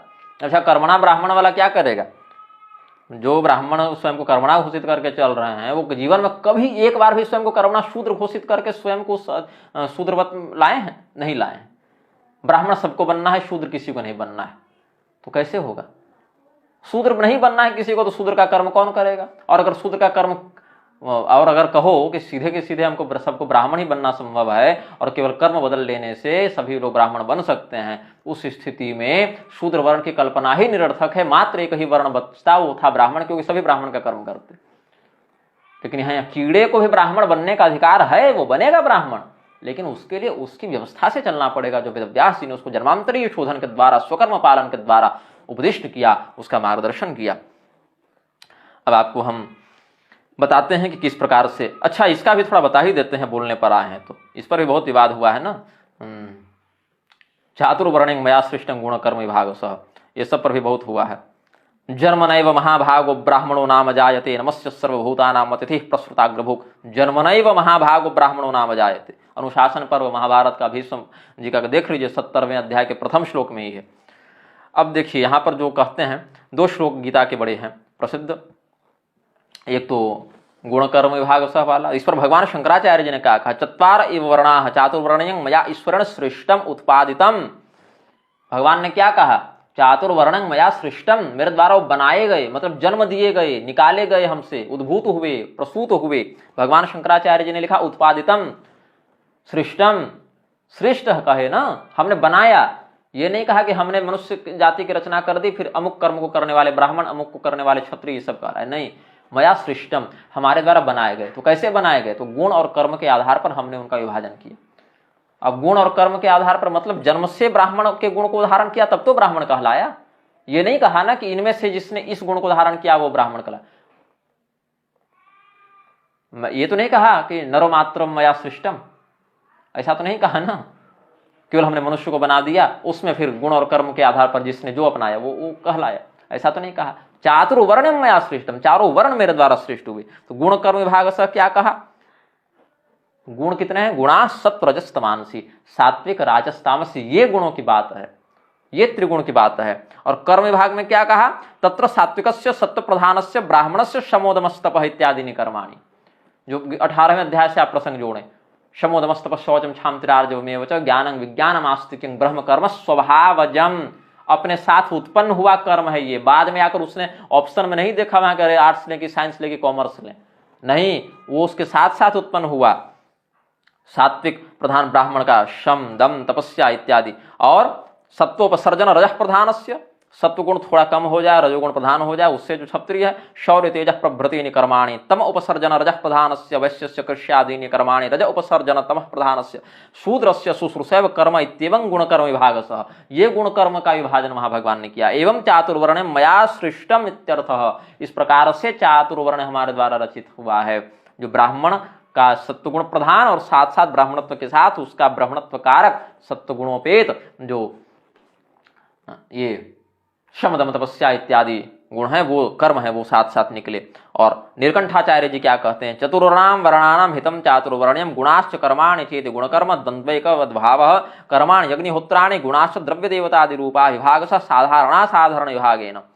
अग्निहोत्रादिकम त्रैवर्णिकस्यैव न शूद्रस्य, अग्निहोत्र इत्यादि कर्म तीनों वर्णों के हैं, शूद्र के नहीं हैं। ये नहीं कि जो ये कर्म को कर ले वो इस जाति वर्ण को धारण कर लीजिए। इसी प्रकार राजसूयादिकम राज्य एवं नेतरेशामति विभागो दृश्यते, राजसू इत्यादि क्षत्रिय के लिए है, ब्राह्मण इत्यादि के लिए नहीं है। ऐसे ही सोमयाज इत्यादि सौत्रामणि इत्यादि ब्राह्मण के लिए है, क्षत्रिय इत्यादि के लिए नहीं है। तो किसके लिए क्या है ये देखना पड़ेगा। चत्वारो वर्णाः गुणकर्म विभागशो मया सृष्टा इत्यर्थ। और स्वे स्वे कर्मण्य भी रतः में धर्मव्याध ने कसाई होकर कसाई वृत्ति से भगवान को प्राप्त कर लिया। विदुर जी ने शूद्र वर्ण में उत्पन्न होकर अपने स्ववर्णोचित कर्म से भगवान को प्राप्त कर लिया। शबरी जी ने शबर कुल में भीलनी होकर इस पर हमने बहुत लंबा चौड़ा लेख भी लिखा और शबरी जी के ऊपर पहले वक्तव्य भी जारी कर चुके हैं। इसीलिए जो लोग शबरी जी को अभी भी ब्राह्मणी मान रहे हैं, एक बार वो वीडियो वक्तव्य देख लें, और हमारे फेसबुक में परपक्ष खंडनम, शास्त्र पक्ष मंडनम, ये 2 भागों से लेख हैं, उनको भी पढ़ लें। तब धर्मव्याधादयोप्यन्ये पूर्वाभ्यासा जुगुप्सिते, सौनक भगवान का, जो भगवान वेंकटनाथ वेदांत देशिक स्वामी जी ने लिखा है, वर्णावरत्वे संप्राप्ता संसिद्धिं श्रवणी यथा इत्यादि, ननु परिमित फल प्रदान समर्थेन्द्राद्याराधन रूपाणाम तत्तद वर्णाश्रम कर्मणाम कथम परम पद प्राप्ति हेतुत्वं इत्यत्रोत्तरं स्वकर्म निरत इति। तो भगवान ने सभी वर्णों को बनाया और वर्णों के साथ साथ उनके कर्म को भी बनाया और गुण के आधार पर कर्मों का विभाजन करके कह दिया कि तुम ब्राह्मण हो इसलिए तुम्हारा ये कर्म है, इसको करोगे तो श्रेष्ठता मिलेगी, इसको नहीं करोगे तो हीनता मिलेगी। तुम क्षत्रिय हो, तुम्हारे लिए ये कर्म है, तुम ये न करोगे तो हीनता होगी, ये करोगे तो श्रेष्ठता मिलेगी। इसीलिए कहा सुखिनः क्षत्रियाः पार्थ लभन्ते युद्धमिदृशम् स्वधर्मम अपि चावीक्ष्य न विकम्पितुम् अर्हसि। ये सब भी कहा भगवान ने। क्यों कहा? स्वधर्म क्या होता है? अपने वर्णगत धर्म का पालन करना स्वधर्म हो गया वहां उनके लिए। तो अपने स्वधर्म क्षत्रिय धर्म का पालन न करोगे तो तुम नीचे गिर जाओगे, भगवान ने कहा। इसीलिए कहा स्वधर्मम अपि चावीक्ष्य न विकम्पितुम् अर्हसि धर्म्याद् युद्धात् श्रेयो न क्षत्रियस्य न विद्यते। भगवान ने स्वयं वहां पर उनको ब्राह्मण बनने से क्यों रोका? क्योंकि वहां पर वो ब्राह्मण बन ही नहीं सकते थे। कर्म का परित्याग करने का पाप अलग से लगता उनको, और पर धर्म का आश्रय लेने से स्वधर्मे निधनं श्रेयः पर धर्म भयावह, उनको वहां भी समस्या हो जाती। अब हम एक और आपको बात बताते हैं, किस प्रकार से शूद्रो ब्राह्मणता में थे और ब्राह्मणो याति शूद्रताम, इसका क्या समाधान है कि किस प्रकार से शूद्र ब्राह्मण बन जाता है और किस प्रकार से ब्राह्मण शूद्र बन जाता है। इस पर भगवान सनत कुमार का और भगवान महादेव का, दोनों का हम आपको मत बताते हैं। पहले सनत कुमार भगवान का शिव पुराण की उमा संहिता के अध्याय 21 में वर्णन है। सनत कुमार जी ने कहा है, यस्तु विप्रत्तमुत्सृज्य क्षत्रयोन्याम प्रसूयते ब्राह्मण्यात् स परिभ्रष्ट क्षत्रियत्वं निषेवते। पहले बात की दुष्कर जो स्थान है, दुर्गम जो स्थान है, वहां पर पहुंच के गिरना बड़ा सरल है। इसीलिए पंडितों को अपने श्रेष्ठ पद की रक्षा करनी चाहिए। जो ब्राह्मण बन चुका है इतने कठोर परिश्रम से, तपस्या से, उसको चाहिए कि वह उसका पालन करे। लेकिन जो ऐसा नहीं करेगा वो व्यक्ति क्षत्र योन्याम प्रसूयते, वो क्षत्रिय की योनि में जन्म लेगा। और कैसा व्यक्ति? जो ब्राह्मणत्व से परिभ्रष्ट होकर क्षत्रिय की योनि में रमण करेगा, मतलब क्षत्रिय कन्या इत्यादि से भी वो निषेध है विवाह का धर्मशास्त्र की दृष्टि से। तो अब इसमें कहा कि अनेक जन्मों से, जन्मांतर सहस्राणि तमस्या विशते यतः तस्मात् प्राप्य परं स्थानं प्रमाद्यन्न तु नाशयेत् स्वस्थानं सर्वदा रक्षेत् प्राप्यापि विपदो नरः ब्राह्मणत्वं शुभं प्राप्य ब्राह्मण्यं यो मन्यते भोज्या भोज्यं न जानाति स पुमान् क्षत्रियो भवेत्। जो ब्राह्मण बन गया लेकिन क्या खाना है क्या नहीं खाना है इसका होश नहीं है, सब कुछ खाते पीते चलता है, वो अगले जन्म में क्षत्रिय बन जाता है। कर्मणा ये न मेधावी शूद्रो वैश्यो ही जायते, जिस कर्म के कारण मेधावी शूद्र वैश्य हो जाता है तत्ते वक्ष्यामि निखिलम ये न वर्णोत्तमो भवेत्, उसको हम हर प्रकार से बताते हैं जिससे वो वर्णोत्तम होता है शूद्र। शूद्र कर्म यथोद्दिष्टम शूद्रो भूत्वा समाचरेत्। जो शूद्र वर्ण का व्यक्ति है वो शूद्र के लिए जो जो कर्म बताए गए, मार्कंडेय पुराण में, पद्म पुराण में, श्रीमद् भगवद गीता में, श्रीमद् देवी भागवत में, श्रीमद् भागवत में, विष्णु धर्मोत्तर पुराण में, अनेक स्मृतियों में जो बताए गए हैं शूद्र वर्ण के लिए जो कर्म, तो शूद्र कर्म यथोद्दिष्टम शूद्रो भूत्वा समाचरेत् यथावत् परिचर्यां तु त्रिषु वर्णेषु नित्यदा कुरुते कामयानस्तु शूद्रोपि वश्यतां व्रजेत् यो योजयेत् धनेर्वैश्यो जुह्वानश्च यथाविधि अग्निहोत्रमुपादाय शेषां न कृतभोजनः स वैश्यः क्षत्रिय कुले जायते नात्र संशयः। ये शूद्र फिर अपने शूद्र धर्म का पालन करके वैश्य बनता है, फिर वैश्य धर्म का पालन करके क्षत्रिय कुल में जन्म लेता है। ये बताया सवैश्य क्षत्रिय कुले जायते नात्र संशय, सीधे क्षत्रिय हो जाता है ऐसा नहीं कहा, क्षत्रिय कुल में जन्म लेता है इसमें संशय नहीं। और क्षत्रिय होकर जो अलग अलग प्रचुर दक्षिणा से युक्त यज्ञ आदि करता है, प्रजा रक्षण आदि करता है, ऐसे करके और बहुत कुछ धर्म का पालन करके गो ब्राह्मणात् मनोर्थम ही संग्रामाभिहितो भवेत्, ये सब करते करते तो फिर वो क्षत्रिय तेनाग्नि मंत्र पूतात्मा क्षत्रियो ब्राह्मणो भवेत्। अंत में धर्म की रक्षा के लिए गौ ब्राह्मण आदि के संरक्षण के लिए क्षत्रिय जब वीर गति को प्राप्त हुआ फिर वो ब्राह्मण के रूप में जन्म लेता है। और जब ब्राह्मण बन गया विधितो ब्राह्मणो भूत्वा याजकस्तु प्रजायते, जब वो विधि पूर्वक विधितो ब्राह्मणो भूत्वा, देख लीजिए तेनाग्नि मंत्र पूतात्मा क्षत्रियो ब्राह्मणों भवेत विधितो ब्राह्मणों भूत्वा। ये नहीं कि आर्य समाज ज्वाइन कर लिया, गायत्री परिवार ज्वाइन कर लिया और ब्राह्मण घोषित कर दिए सब लोग अपने आप को, नहीं, ये विधि नहीं है। इस विधि से पहले क्षत्रिय जो है वो क्षत्रिय धर्म का पालन करके मरेगा, तो उसके बाद जब वह याजकस्तु प्रजायते, कैसे प्रजायते, विधितो ब्राह्मणों भूत्वा, विधि पूर्वक ब्राह्मण होकर जब वो जन्म लेगा तो स्वकर्म निरतो नित्यम सत्यवादी जितेन्द्रिय प्राप्यते विपुल्य स्वर्गो देवानामपि वल्लभः ब्राह्मणत्वं हि दुष्प्राप्यं कृच्छ्रेण साध्यते नरे ब्राह्मण्यात् सकलं प्राप्य मोक्षश्चापि मुनीश्वर तस्मात् सर्वप्रयत्नेन ब्राह्मणो धर्मतत्परः साधनं सर्ववर्गस्य रक्षेत ब्राह्मण्यम् उत्तमम्। ये सब हमने बताया आपको। अब आपको हम ब्रह्म पुराण का देते हैं। ब्रह्म पुराण में भी ये सब वर्णन है। 223वें अध्याय में पूछा, कर्मणा केन वर्णानाम अधमा जायते गति है उत्तमाच भवेत केन ब्रूहि तेषां महामते। कर्म से वर्णों में अधम और उत्तम गति कैसे प्राप्त होती है। शूद्रस्तु कर्मणा केन ब्राह्मणत्वं च गच्छति श्रोतुमिच्छामहि केन ब्राह्मण शूद्रताम यात्। किस कर्म से शूद्र ब्राह्मण बन जाता है और ब्राह्मण शूद्र बन जाता है, ये बताइए। तब कहा, चातुर्वर्ण्यं भगवता पूर्वं सृष्टं स्वयं हुआ केन कर्म विपाकेन वैश्यो गच्छति शूद्रतां वैश्यो वा क्षत्रियः केन द्विजो वा क्षत्रियो भवेत् प्रतिलोमे कथं देव शक्यो धर्मो निवर्तितुं केन वा कर्मणा विप्र शूद्र यौनो प्रजायते क्षत्रिय शूद्रतामेति केन वा कर्मणा विभो एतं मे संशयं देव वद भूतपतेन घ त्रयो वर्णाः प्रकृत्यः कथं ब्राह्मणमाप्नुयुः। भगवती पार्वती ने ब्रह्म पुराण के अध्याय 223 में पूछा है भगवान महादेव से, किस कर्म से ब्राह्मण क्षत्रिय बन जाता है, क्षत्रिय वैश्य बन जाता है, वैश्य क्षत्रिय बन जाता है, क्षत्रिय ब्राह्मण बन जाता है, ब्राह्मण शूद्र बन जाता है, शूद्र ब्राह्मण बन जाता है, ये सब कैसे होता है, ये बताइए। तब बताते बताते कहा भगवान महादेव ने अनेक कर्मों का, सत्कर्मों का और पापों का वर्णन किया। ये पाप करोगे तो ब्राह्मण क्षत्रिय की योनि में जन्म लेता है, क्षत्रिय वैश्य की योनि में जन्म लेता है, वैश्य शूद्र की योनि में जन्म लेता है, और अपने अपने स्वकर्मगत सद्धर्म वर्णगत धर्म का पालन करते हुए शूद्र क्षत्रिय बन जाता है, क्षत्रिय वैश्य बन जाता है, वैश्य ब्राह्मण बन जाता है। एकदम ध्यान दीजिएगा, वैश्यो भवति धर्मात्मा क्षत्रिय स्वेन कर्मणा एतः कर्म फलैर्देवी न्यून जाति कुलोद्भवः। न्यून जाति कुलोद्भवः कर्म नहीं कहा।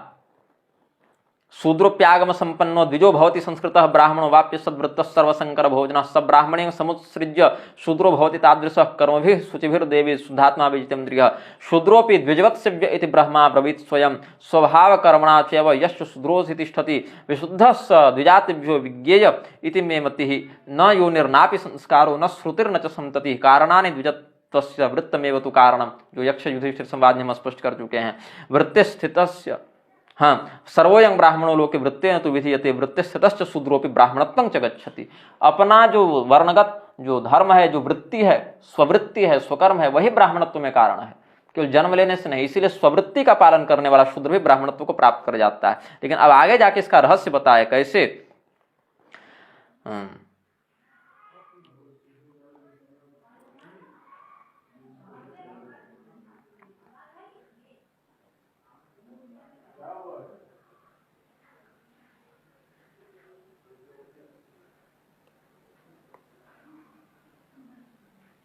शूद्र योनो प्रजायते, शूद्र की योनि में उसका जन्म होता है। क्षत्र योनो प्रजायते, ये सब हमने जो आपको बताया उसके आधार पर सवैश्य क्षत्रिय कुले जायते नात्र संशय, ये सब जो बताया हमने, इससे भगवान महादेव ने भगवती पार्वती जी को ये बताया कि शूद्र भी स्वकर्म का पालन करते करते आगे चल के अलग अलग योनियों का आश्रय लेते हुए पहले वैश्य बनेगा, फिर क्षत्रिय बनेगा, फिर ब्राह्मण बनेगा। जो हमने आपको छांदोग्य उपनिषद से भी बताया, महाभारत के कीटोपाख्यान से भी ये बताया। एतत्ते गुह्यमाख्यातम यथा शूद्रो भवेद्विजः ब्राह्मणो च्युतो धर्मात् यथा शूद्रत्वम आप्नुयात्। इस कैसे किस कर्म के आचरण से शूद्र ब्राह्मणत्व को प्राप्त कर लेता है और ब्राह्मण शूद्रत्व को प्राप्त कर लेता है, ये भी कह दिया। ब्राह्मण स्वकर्म भ्रष्ट होकर धीरे धीरे क्षत्रिय, फिर क्षत्रिय से वैश्य और वैश्य से शूद्र बनता है। बहुत से ऐसे कर्म हैं जिसमें उसका द्विजत्व स्वभावतः खंडित भी हो जाता है। बहुत से निषिद्ध कृत्य बताएगा, अगम्यागमन, अभक्ष्य भक्षण इत्यादि बहुत से ऐसे अपण्य का विक्रय करना, ये सब उसके लिए बहुत ही गर्हित कर्म बताए गए हैं। तो कहा कि उससे उसके ब्राह्मणत्व की हानि होती है, वो शूद्रत्व से व्याप्त होने लगता है। लेकिन जो व्यक्ति इसमें अपने कर्म में निष्ठा रखता है वो शूद्र होकर भी क्रमानुसार वर्णोन्नति को प्राप्त करके ब्राह्मण बन जाता है, और स्वकर्म भ्रष्ट व्यक्ति क्रमानुसार अवनति को प्राप्त करके ब्राह्मण से भी शूद्रत्व को प्राप्त कर जाता है।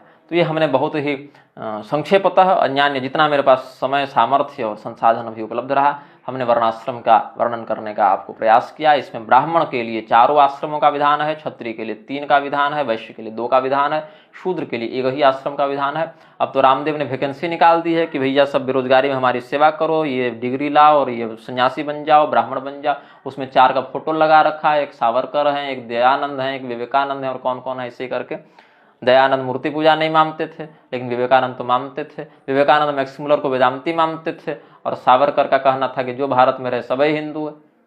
तो आपस में इनका कहीं कोई तालमेल नहीं है, लेकिन फोटो सबका छाप देना है रामदेव को, और रामदेव को पूरे भारत को सन्यासी बनाना है, लेकिन बालकृष्ण अभी तक सन्यासी नहीं बन पाए, तो इनका अलग ही प्रपंच चल रहा है। और लिख दिया नीचे कि माता पिता यदि न भी अनुमति दें तो भी तुम आ जाओ, हमारे यहाँ बेगारी में काम करो, हम सबका खर्चा पानी देंगे और तुम हमारे। तो ये सब एजेंट भर्ती कर रहे हैं, अपने सन्यासी ब्रह्मचारी ये सब बना नहीं रहे, ये सब केवल अपना गिरोह खड़ा कर रहे हैं, ऐसा ही हम समझते हैं। ऐसे लोग धर्म का न स्वयं पालन करते और धर्म का पालन किसी को करवाते हैं। जो भी व्यक्ति अपने आश्रम वर्ण का धर्मनिष्ठापूर्वक अप्रमादी होकर पालन कर रहा है वो सम्माननीय है, और जो ऐसा नहीं कर रहा है वो कालांतर में स्वकर्म के ही माध्यम से भ्रष्ट होकर उस अवनति को प्रारब्ध भोग को भोगेगा। अभी का कर्म आपके भविष्य के अगले जन्म के वर्ण को निर्धारित करेगा, और अभी का वर्ण पूर्वकृत कर्म के आधार पर, पूर्व जन्मार्जित संस्कार प्रारब्ध के आधार पर निर्धारित हुआ है। तो कर्मणा तो है, लेकिन वह इसी जन्म का कर्मणा न होकर, और केवल मनुष्य में ही नहीं अपितु पशु पक्षी इत्यादि में भी, हंस इत्यादि को ब्राह्मण योनि का माना गया है, ब्राह्मण वर्ण का माना गया है, और कौवा इत्यादि को शूद्र वर्ण का माना गया है। देवताओं में भी शनि इत्यादि को शूद्र वर्ण का देवता, और बृहस्पति इत्यादि को ब्राह्मण वर्ण का माना गया है। इसमें बांस को, वनस्पतियों में बांस को शूद्र वर्ण का माना गया है, चंदन को ब्राह्मण वर्ण का माना गया है। मिट्टी में भी हो जाते हैं, फलों में भी वर्ण भेद है, रत्नों में भी वर्ण भेद है, स्वरों में भी वर्ण भेद है। सारे ग म प ध नि सा, इसमें नी जो है, निषाद जो है वैश्य वर्ण का स्वर है। तो स्वर में भी, ध्वनि में भी, हर जगह ये ब्राह्मण क्षत्रिय वैश्य शूद्र हैं। इसलिए ऐसा नहीं समझना चाहिए कि मनुष्यों में जाति को बना दिया गया, वर्ण को बना दिया गया, ऐसा नहीं समझना चाहिए। पूर्व जन्म का वर्ण कर्म अभी के वर्ण को निर्धारित करता है, और अभी का वर्ण अभी के कर्म को निर्धारित करता है, और जिसके आधार पर स्वकर्म संयुक्त होकर आपकी पदोन्नति या पदावनति, वर्णोन्नति या वर्णावनति अगले जन्म में निश्चित की जाती है। ऐसा हमने बहुत ही संक्षेप और बहुत ही कम शास्त्र प्रमाण कह सकते हैं, क्योंकि शास्त्र प्रमाण बहुत हैं, इस पर तो बहुत श्रृंखला चलाई जा सकती है चलचित्रों की, उतना समय है नहीं, और हम सोचे कि अब कितना इस विषय को लंबा करें, तो एक बना ही देते हैं वीडियो। तो हमने इस वीडियो का जारी किया है। बहुत से लोग इस पर अभी कमेंट में आकर बहुत तरह तरह की उल्टी सीधी बातें करेंगे, उनको करने दीजिए, और इनके जो भी कुतर्क है वो तो पूर्वाचार्य पहले खंडित कर चुके हैं, और शास्त्रीय दृष्टि से आप देखेंगे तो सबका उत्तर शास्त्र में दिया हुआ है। जिसको नहीं मानना है वो नहीं मानेगा। उल्लू को सूर्य नहीं दिखता तो हम क्या करें इसमें, उल्लू को कितना भी आप ऑपरेशन कर दें थोड़ी सूर्य को देख पाएगा। इसीलिए अब तो सबको महर्षि बनना है, कोई योग ऋषि बने घूम रहा है, कोई महर्षि बने घूम रहा है, कोई राष्ट्र ऋषि बने घूम रहा है, कोई डबल श्री बने घूम रहा है। तो ये सब तो अपने अपने मतांतर के प्रसार में लगे हैं, जिनका शास्त्रीयता से कोई संबंध नहीं है। सभी लोग सब कुछ कर लें, अब तो नर मादा का भी भेद मिट जाए, इसी में सब लगे हुए हैं। उसके बाद पशु पक्षी और मनुष्य का भी भेद मिट जाए, कोई बकरी से संभोग कर रहा है, कोई बैल से संभोग कर रहा है, कोई घोड़े से संभोग कर रहा है, कोई कुतिया में संभोग कर रहा है। ये तो कलियुग का लक्षण है। कहाँ ब्राह्मण क्षत्रिय वैश्य शूद्र बचाने में लगे हुए हैं, यहाँ तो मनुष्य मनुष्य में रमण कर ले, यही बहुत बड़ी बात है। तो इस स्थिति में शास्त्रीय जो बात है वो शास्त्रीय बात कालातीत रहेगी, उस पर युग का प्रभाव नहीं पड़ता। युग का प्रभाव हमारे चिंतन पर पड़ता है, हम उस शास्त्रीय सिद्धांत को कैसे समझ रहे हैं, कैसे जान रहे हैं। अंत में हम अपनी वाणी को इतने ही प्रसंग के साथ पूर्ण करेंगे और थोड़ा विश्राम करेंगे। अब श्रीमन नारायण।